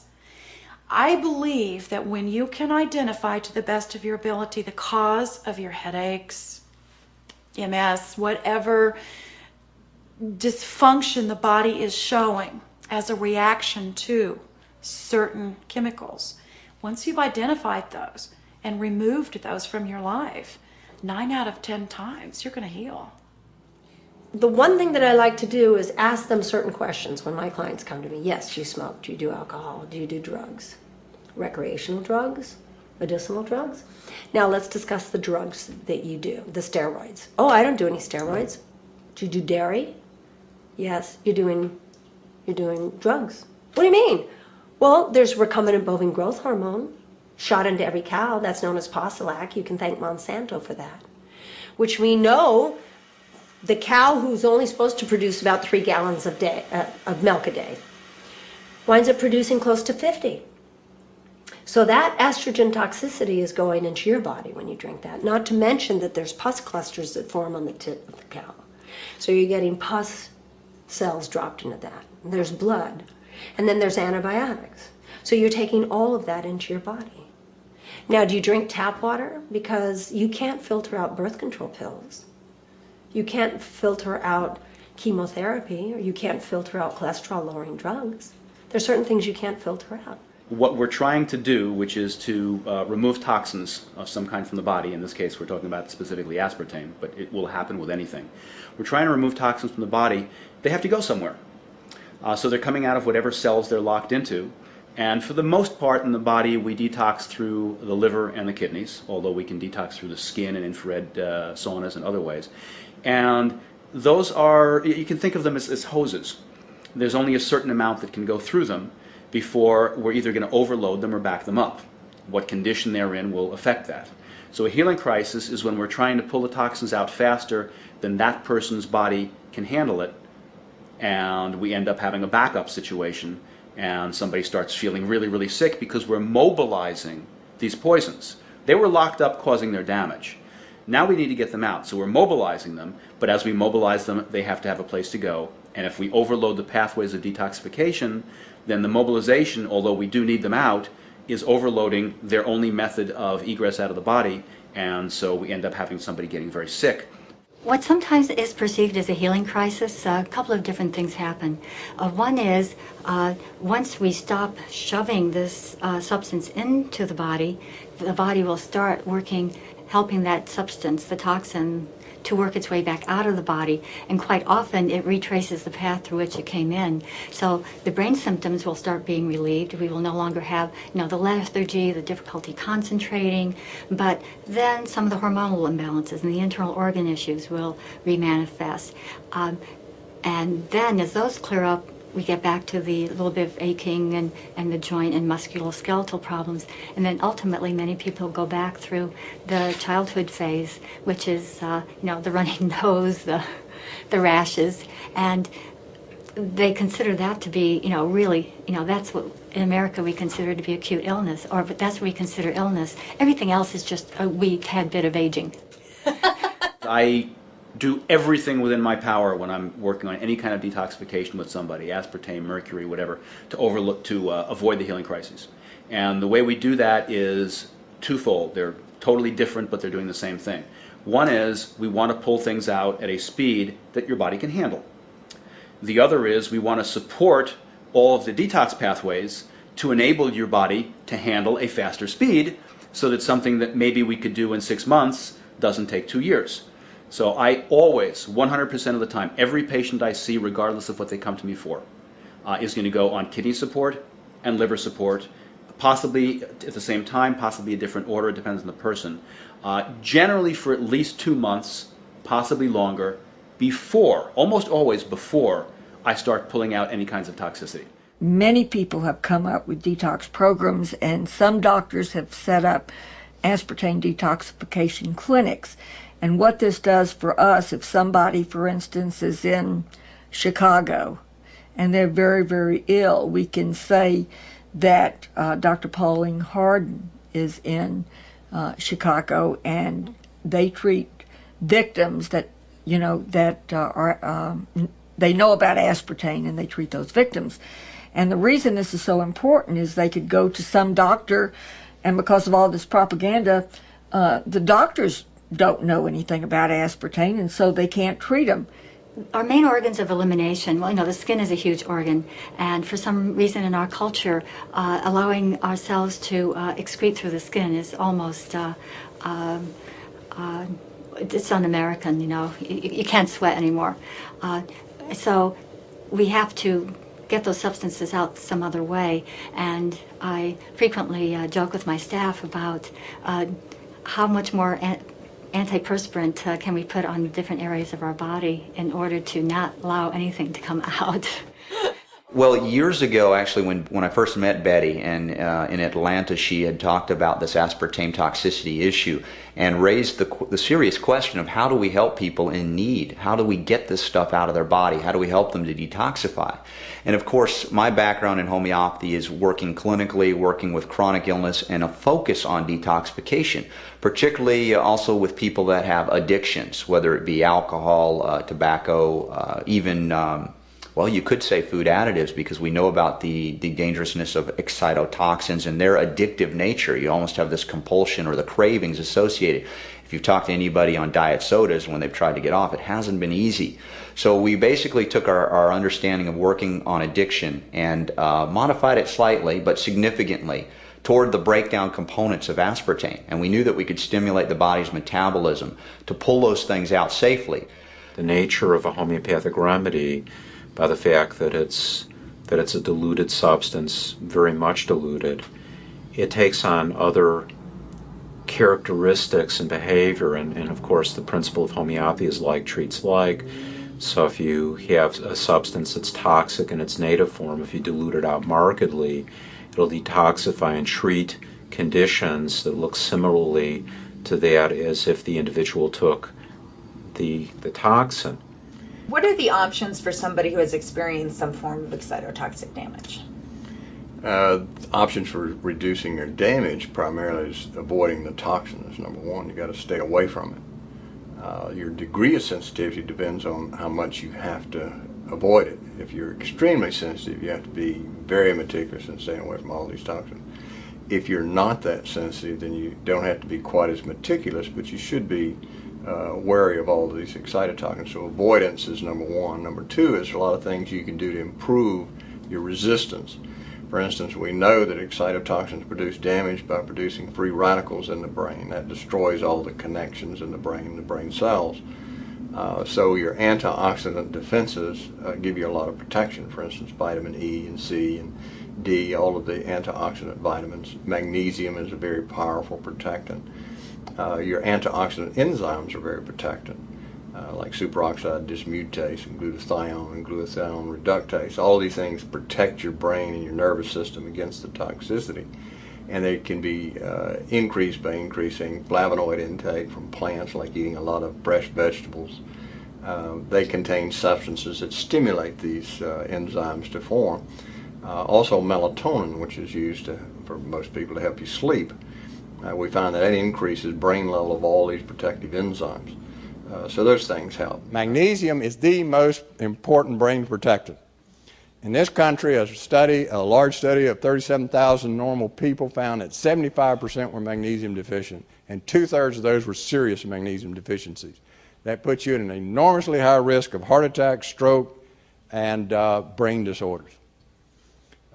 I use magnesium in my neurosurgical practice on all patients that were operated on. They got a big slug of magnesium. And I didn't have any of the complications my colleagues had. I didn't have any cardiac arrest, no strokes, no blood clots. None of these terrible things that are always happening to neurosurgeons ever happened. And it protected their brain. But I could not convince my colleagues, despite a pile of scientific literature this high, to change anything. That's another story. It's so important that we keep our bodies hydrated, because the nervous system controls everything. The muscles can support the nervous system. So if the muscles are contracted, they're putting pressure on the nervous system, and that can cause problems. If a muscle spasms, it can twist the bone out of place and pinch a nerve. And that might give you headaches. That might give you shoulder pain, arm pain, leg pain. However, about 85% of your nerves don't feel pain. For example, there's a nerve that goes to your heart, but you don't feel your heartbeat. There's a nerve that goes to your pancreas. Most people don't even know what the pancreas is. So if you pinch a nerve to an organ, that organ can malfunction. Now, what can cause a pinched nerve? A bone moving out of place and or a muscle spasm. So if we're drinking a lot of caffeinated drinks and that's causing the body to dehydrate, that's causing the muscles to spasm, that can cause problems as well. So it's important that we drink throughout the day. But what I want you to do is I want you to drink a lot of good things as opposed to a lot of bad things. And the other trick I love that when I teach people is that they say, well, I'm tired all the time. I need my coffee. I need my stimulants. I need my caffeine.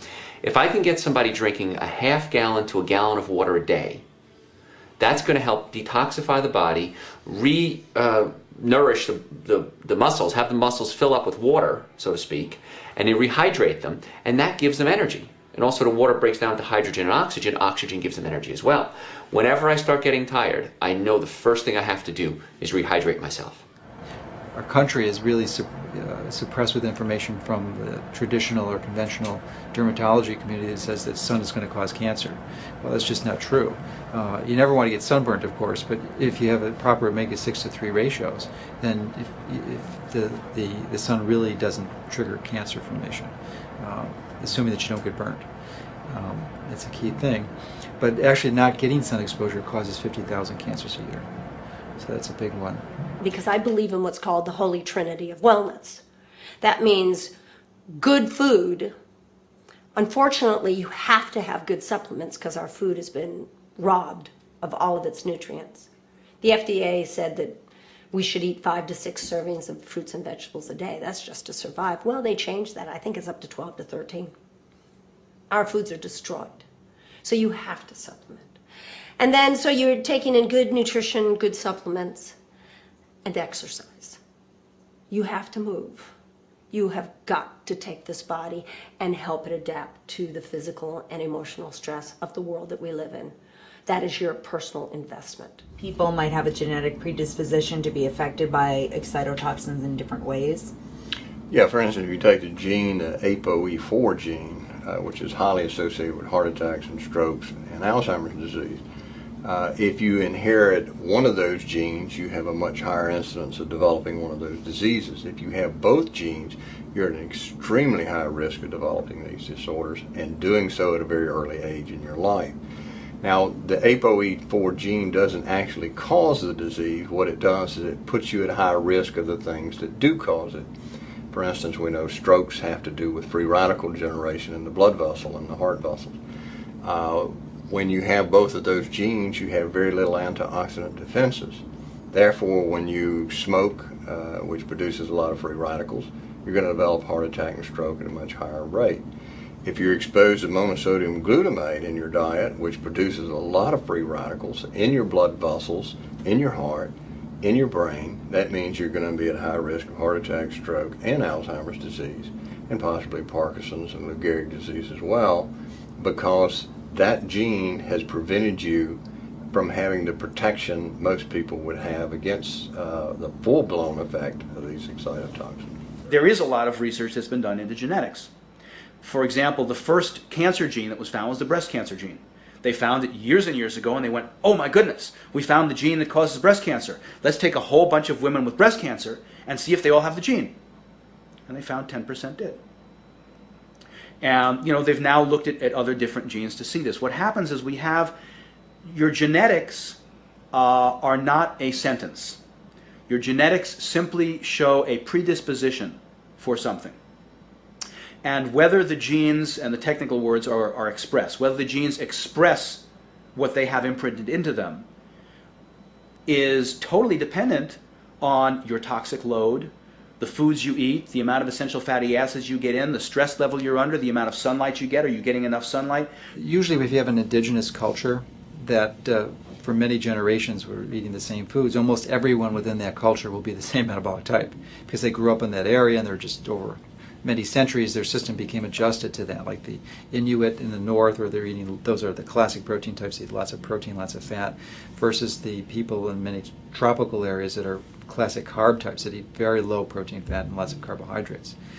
So the unfortunate thing with our country is that we're mixed hybrids. I mean, almost all of us have genetic heritage that's spread all over the place. So you can have, within one specific family, you can have 3 kids and 2 parents, and each one of them could be a pretty significantly different metabolic type. Personally, I followed what's called the Swank diet. I think it was from Swank magazine. No, Roy Swank. Oh, okay. He was a doctor in I think the 1970s, and his diet was for MS specifically, but he dealt with low saturated fats. I see. In particular. Treated a number of MS patients and initially followed the Swank protocol and was really confused because I'd never really saw tremendous results with that. And some people got better and a lot of people got worse. And after, about 5 years ago or so, I realized as I was preparing for writing my book that answering the question as to what is the optimal amount of protein that one should eat, well, I didn't know. So I consulted with William Walcott, who wrote the book Metabolic Typing, and the answer is it depends. So just like with MS or any illness, there is no one perfect diet for everyone. There's some general principles, like everyone needs enough omega-3 fats. As I said, most of the time that involves either a fish or cod liver oil supplement because of the fish being contaminated. And then people should be avoiding sugar. I mean, sugar is not good for you, and avoiding obvious poisons like aspartame. With respect to the specific amount of carbohydrate that one should consume, or protein or fat, there's a wide variability. Some people need large amounts of fats and protein, something like an Atkins diet.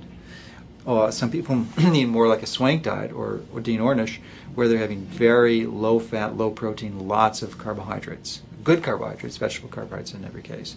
And then some people are in the middle. So metabolic typing is a system where we can actually ask people clinical questions, and they do this on a computerized basis, so the computer can, instead of taking 10 hours to figure it out, can do it out in seconds literally. But they can analyze this and make a prediction as to which type of system a person would best fall in. So what about herbs and things, and what about that, your Chinese herbs JT was mentioning, and different things you could do? Yes, I found, for my own self, I found acupuncture and Chinese herbs very helpful. Because traditional is something that's been done for a long, long time. And what's been done for a long, long time cannot include drug-based medicine because it's new. It's 100 years old, it's 200 years old, depending on which drug you want to start with. But it certainly isn't more than 200 years old.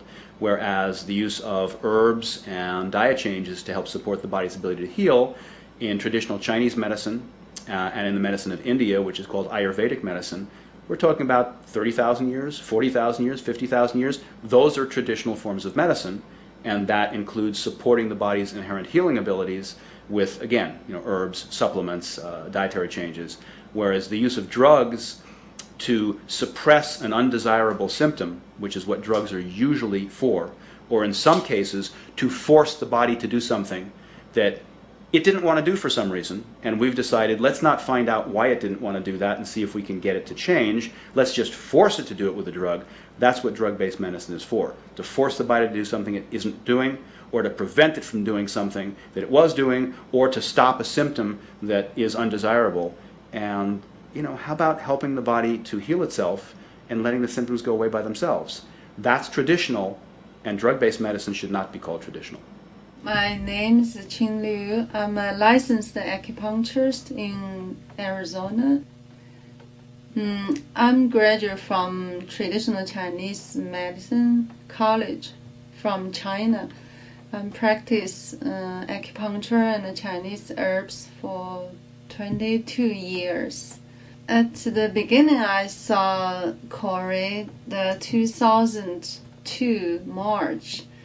At that time, she was sit down in a wheelchair, come to my office, and her physically and mentally all totally blocked.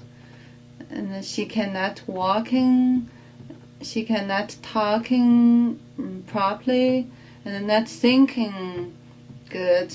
And I look at her, she just like cried to me, and her emotion was very bad. And I first check her pulse and look at her tongue and checked her some meridians. I found her totally blocked. All the channels, the energy blocked. So I gave her first treatment just to try to balance her meridian a little bit. And at the beginning, we start treatment 2 times a week. After a few times treatment, she walked to my office and started to smiling to me and talk a little bit about her. Then we start once a week treatment. Her condition looks much improved, and she can think more clearly and talk to me more clearly. And every time her emotion changed much, and physically she can feel more movement and walking better. The way that us natural physicians look at the doctor-patient relationship, first of all, it's the cornerstone of medicine. It's a great healer. It's important for our society to have physicians that have relationships with patients, that know who they're treating, and that patients have respect and know their physicians. It's a partnership. What we really want is people who take the responsibility for their own health and are willing to explore and understand things that affect them, coming to someone who has training and experience in working with people who have various diseases and problems, and working together to come up with an acceptable means of treatment for the patient. And what I observe, and what I believe, absolutely affects the outcome. And we know that. There's like voodoo death, you know? It's like, you're going to die. And if I have a relationship with you that you consider me to be the shaman, and it's our culture, and it's my village, and I say, you're going to die, you're going to die. My saying it is going to cause you to die because you're going to take that in, and you're going to die. So if I can say I die, yeah, that's the nocebo effect. So, you know, let's turn that around. I'm not going to die. I'm going to live. Not only am I going to live, I'm going to flourish and I'm going to prosper. But, you know, it means we have to take care of ourselves. And we have to lead correct lives, okay? And we have to consider what we're eating and what we're doing and our relationships and our family, our neighborhood, and in the world. I'm writing a book right now called Are You Sure You Want to Live? Because dying's so much easier. It's like, I have people that come to me, oh, my doctor just gave me 4 months to live, and I want to live. I go, are you sure? I want to live.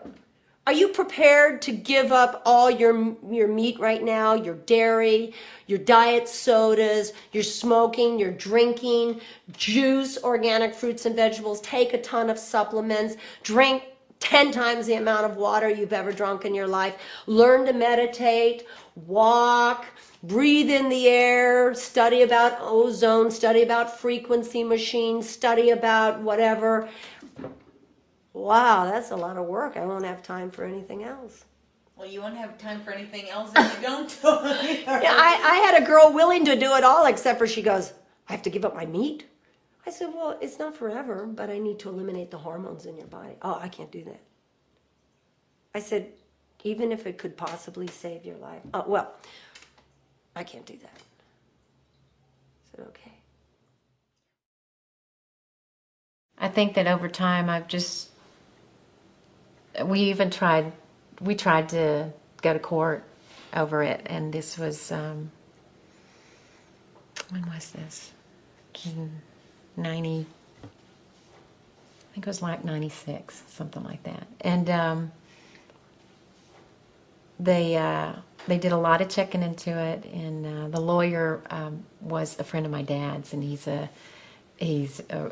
well-known person, and he had his people did a lot of research into it and found that there's definitely something going on out there, but that we would have to hire or pay off a researcher, scientist to testify for us, because he would be blackballed from working in his industry. And that to do that, it was going to take a lot of money for this person to be able to, you know, to do this and then have enough money to live on until he could overcome what he had just done, you know, to the pharmaceutical industry.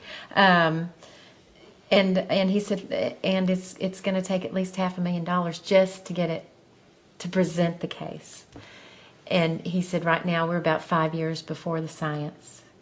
And he said, another thing that you need to think about is, are you willing to live your life this way and be so upset and caught up in this case?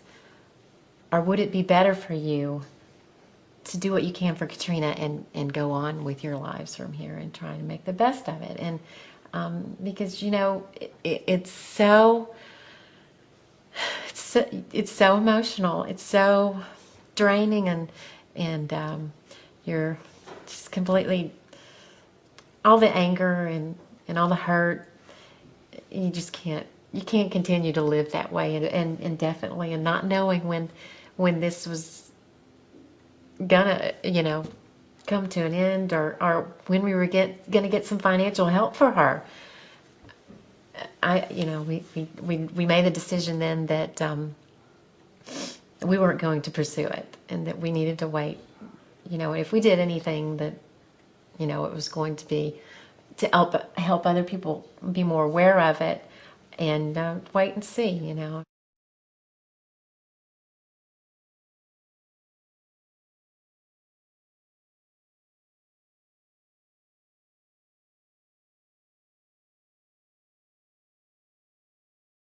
Our membership is definitely growing.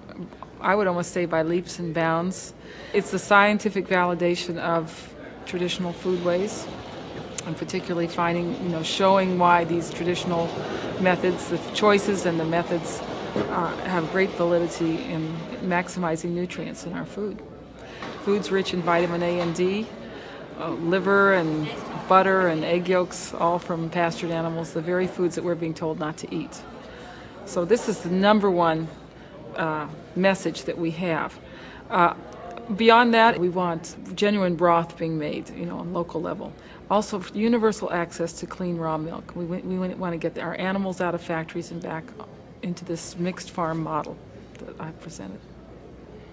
And yeah, and the right of farmers to sell their products directly to the public. This is very important change that we need. Simply making wise choices at the supermarket and then informing the manufacturers and the grocers and the restaurants we don't want to eat genetically modified foods is a way to take down this dangerous experiment.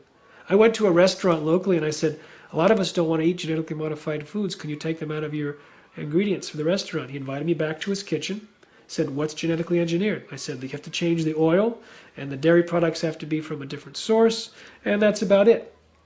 And he made the change, and I wrote about it in the local paper. It increased the traffic to his store, and now restaurants all over are competing to be the non-GM restaurant. So there's 7 or 8 in this town that say no genetically engineered ingredients. And so a lot of people say, oh, I'm a vegetarian because I don't believe in cruelty to animals. I didn't start out that way. I started out because I wanted to detox. It was purely a physical and vanity thing, too. I wanted to look good and get my body back to shape. But little by little, it evolved into more of a spiritual level. I'm known as the world's vegan bodybuilder. I was squatting 315 pounds and benching 235, and I was a big gal. I frustrate the hell out of my agent because, oh, I got a commercial for you. Oh, what is it? It's underarm deodorant. Can't do that. What? Well, it's got aluminum chloride, and, that can cause lymphatic backup, and, I'm not going to do anything like that. Oh, I got a commercial for you. It's, Crystal Light. Come on, it's got aspartame. I don't do anything. Well, how are we supposed to know? So they got me a Taco Bell commercial one time because they needed a bodybuilder and something like that. And I didn't know what I went out for, but when I found out that it was a Taco Bell commercial, and then they offered me the job. And I said, I can't, I'm a vegetarian. And they go, well, what's the problem? I said, I can't eat that meat and cheese. And they go, we have buckets you can spit it out in. And I said, no, you don't understand. I was just on the cover of Vegetarian Times. I can't come out and do that. I've known actors that claim to be vegetarians, and then all of a sudden they're doing a meat commercial. I can't do that. I cannot spiritually and morally use my image to sell something that I believe is killing people.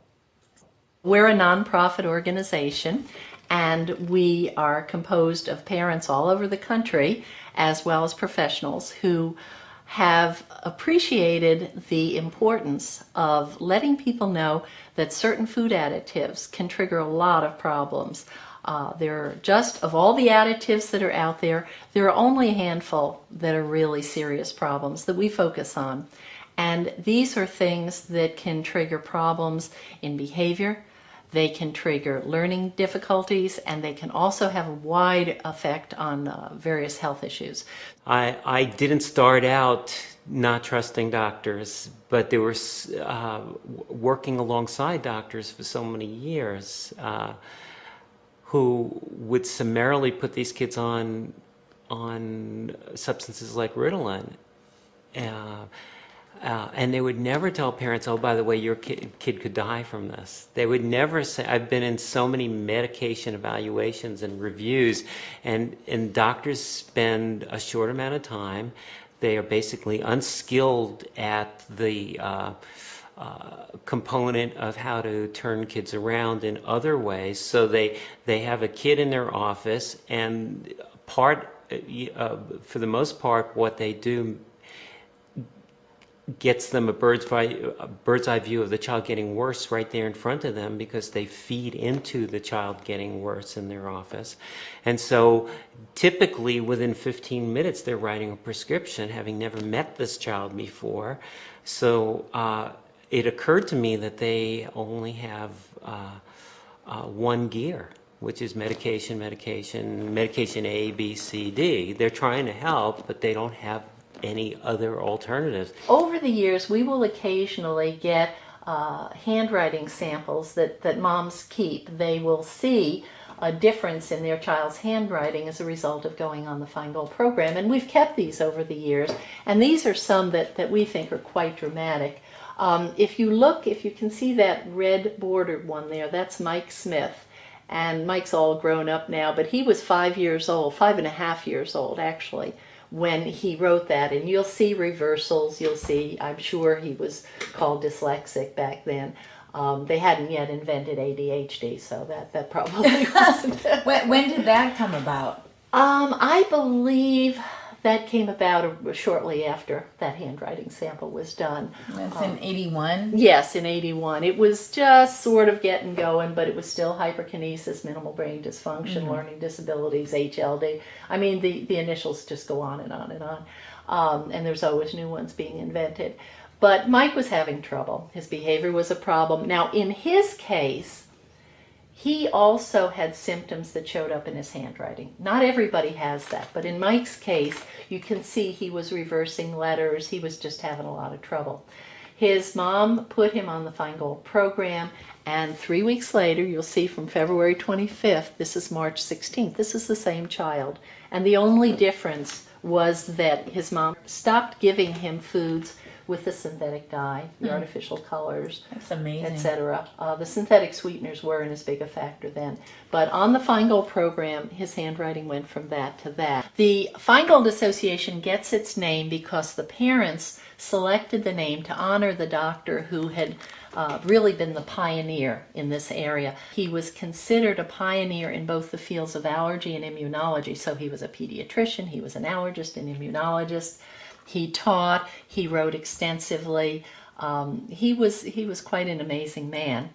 And he found out, quite to his surprise, that some of his patients who were having various problems were reacting to some of these food additives. Now, this was all back in the mid-1960s. What are some of the ramifications of a child who's diagnosed with? Well, first of all, the diagnosis stays with the child forever. It doesn't go away. It stays in the medical clearinghouse of information. So when it comes time when that child reaches adulthood to be insured, wanting insurance, they may not be insurable. They may not be able to qualify for military service, which may be a good thing, but they may be eliminated just by virtue of having been on stimulant medications. The school lunch program was developed to feed children who were malnourished, children who came to school and couldn't learn because they didn't have enough food to eat. So partly to get rid of agricultural subsidies and also, or the excesses that the farmers had, and also to raise healthier children, the school started feeding children. And at first it worked really well, but gradually what had become initially been a solution and a very positive thing has actually become the biggest problem. Parents are probably sending them to school with a Coca-Cola and a donut, and you wonder why you have to spatulate them off the walls. Oh, they're hyper, they're ADD. Everybody's being diagnosed ADD, ADHD, PDD, or how many acronyms can we come up with? And nobody assesses their diet, or have they brain scanned them to see if they truly have a problem. They're being diagnosed off 6 little things, like, do you fidget? All the way through the work I've done with difficult kids and having a clinic and seeing how quickly kids can recover, that 3-4 weeks later, all these kids who've been put on medication and who have had this diagnosis, 3-4 weeks later the child would be incredible. And we were able to get the child off medication. Or all these kids who had the diagnosis who would have been clearly put on medication if they saw the doctor first, were able to scoot past that. So it started occurring to me, why even go down this road in the first place? Why even put kids on these very harsh substances? Ritalin is a class 2 narcotic in the same category as morphine, heroin, and cocaine. It's chemically equivalent to cocaine. How many parents who have their kids on these substances know that that's the case? Never. So the special ed budget in my county is greater than the entire high school budget for the whole county. What if some of those children didn't need to be in special ed? I know, and my colleagues know, and our parents know, that many of these children could be in a mainstream classroom. What if you could mainstream half of the children? What's half of 186 million? How many wonderful programs could you have? How many taxpayers could be relieved of the spiraling increase in their real estate taxes? How many classrooms could be reduced in size? How many teachers could get a salary increase? That's a lot of money. And it's a high price to pay because they're earning a relatively tiny amount of money from the vending machines and from cutting back on the quality of the food in the cafeteria. Head Start in Tucson is an organization that has 80 classrooms. Well, actually, it's over 100 now, and they have 3,000 kids each year, 3,000 new kids. And what's remarkable is it's a disadvantaged population. So these kids traditionally are more at risk for mental health issues and for being referred from evaluations and medications. Head Start used to have a whole department for mental health services, and they used to spend a lot of money on this whole conglomerate of issues. And they came to me at a point where they had numerous classrooms that were out of control. So 5 years later, they, maybe 12 or 13,000 kids later, they've had 0 referrals to the mental health system. They've had 0 referrals of these children for evaluations and medications, which is, it couldn't happen by chance. Something happened that allowed them to, and of course they're still getting kids at risk, but they have an approach to handling these kids at risk. And so they could help not only these kids flourish, but they help all their kids flourish because they adapted a more powerful approach than an ordinary approach. And the interesting sidebar is all the money that they saved by not spending it on mental health services, it's enabled them to go from 2,000 kids a year to 3,000 kids a year. It was that much more money came into the system.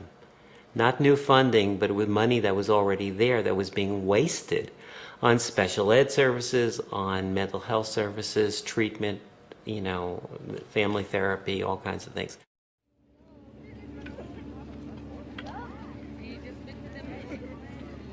In Native communities around the country, Native Americans are the highest minority to have diabetes. The Donna O'odham people are the highest minority group in the world that has diabetes. So when you hear that, it's big news. I mean, it's really devastating, but it's also, I think people here get so used to that, seeing that, okay, eventually I will get diabetes, or someone in their family has diabetes. Because we have my friend Jim across the street over there. He has diabetes, and I'm not sure if he got rid of it yet, but my diabetes is just a little bit different. There's type 1 and type 2, but there's coming out to type 3. So type 2, which I don't have, I have type 1. Type 1 is when your pancreas doesn't work. Type 2 is when you get really big. There's a new syndrome being described. Suddenly we're seeing this all over the United States, Syndrome X, where people have a combination of hypertension, diabetes, elevated blood lipids, and obesity. What happens when you feed animals MSG as infants? They develop diabetes, they develop elevated blood lipids and obesity. In other words, they're developing Syndrome X. If you feed it to them long enough, they'll develop the hypertension. So we're exactly reproducing in the experimental animals MSG Syndrome X, which we're seeing an explosion of in the United States. Can you tell me a little bit about the benefits of some of these foods? Sure. I actually see 2 different types of benefits. More on the cultural side, the O'odham Himatak, the desert people's ways, keeping the culture alive, having the benefits of cultural preservation, language preservation, ceremonies, with the tippery beans that you see here on the table, it's always in our legends, and when people look at the bean, you're not just looking at a bean. You're looking at a whole culture that holds a song, that holds stories, that holds ceremonies. I mean, one of the stories that we know of is the Milky Way is made of beans thrown up by coyote. And on that level, that's a benefit. There's also the nutritional value benefits, which, in the foods that we gather from the desert and from the field, they have this chemical makeup called extracellular mucilage, which has been proven to regulate the blood sugar in the body, which is very beneficial for diabetics, but also for someone who just wants to eat healthy and benefit from the nutritional value of the foods they collect. I can't just go to a grocery store and buy these foods. I have to actually go, to my backyard, which is actually a grocery store for desert people, because every plant, every thing that you see in the desert has some kind of meaning and some kind of use to it, be it to eat food, but also medicinal purposes. A lot of this can be medicines, and I've seen the benefits. I just started because for myself, I wasn't aware of these things. I had to learn a lot of these things. It's pretty sad now that a lot of our young people have lost interest. So it's up to the older generation to bring it back, and that's why we're doing all this too. Because a lot of our kids our Pueblo kids are learning from us, what kind of foods we got that we might want to bring back, instead of potato chips and bologna, Bologna is Indian steak. They used to call it Indian steak, but hey, that's a stereotype, no more. Who called it an Indian steak? We do.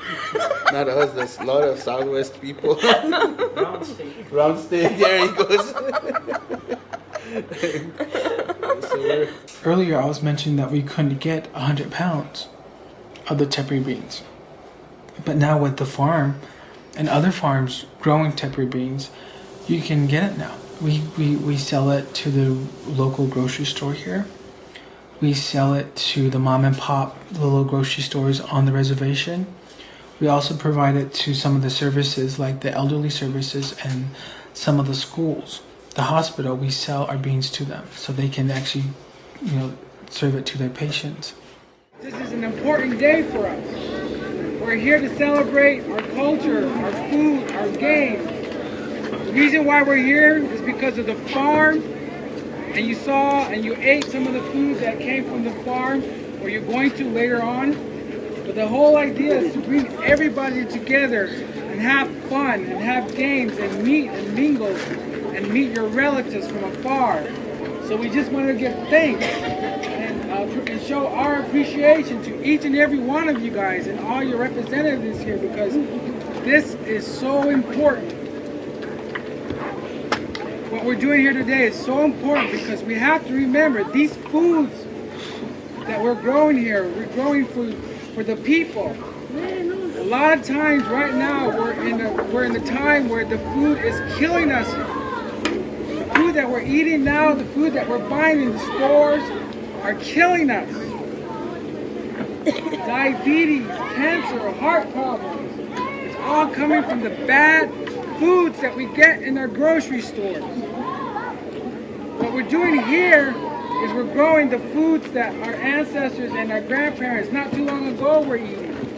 The good, healthy foods that we're supposed to be eating, what the Creator gave to us. Can anybody name any of the foods?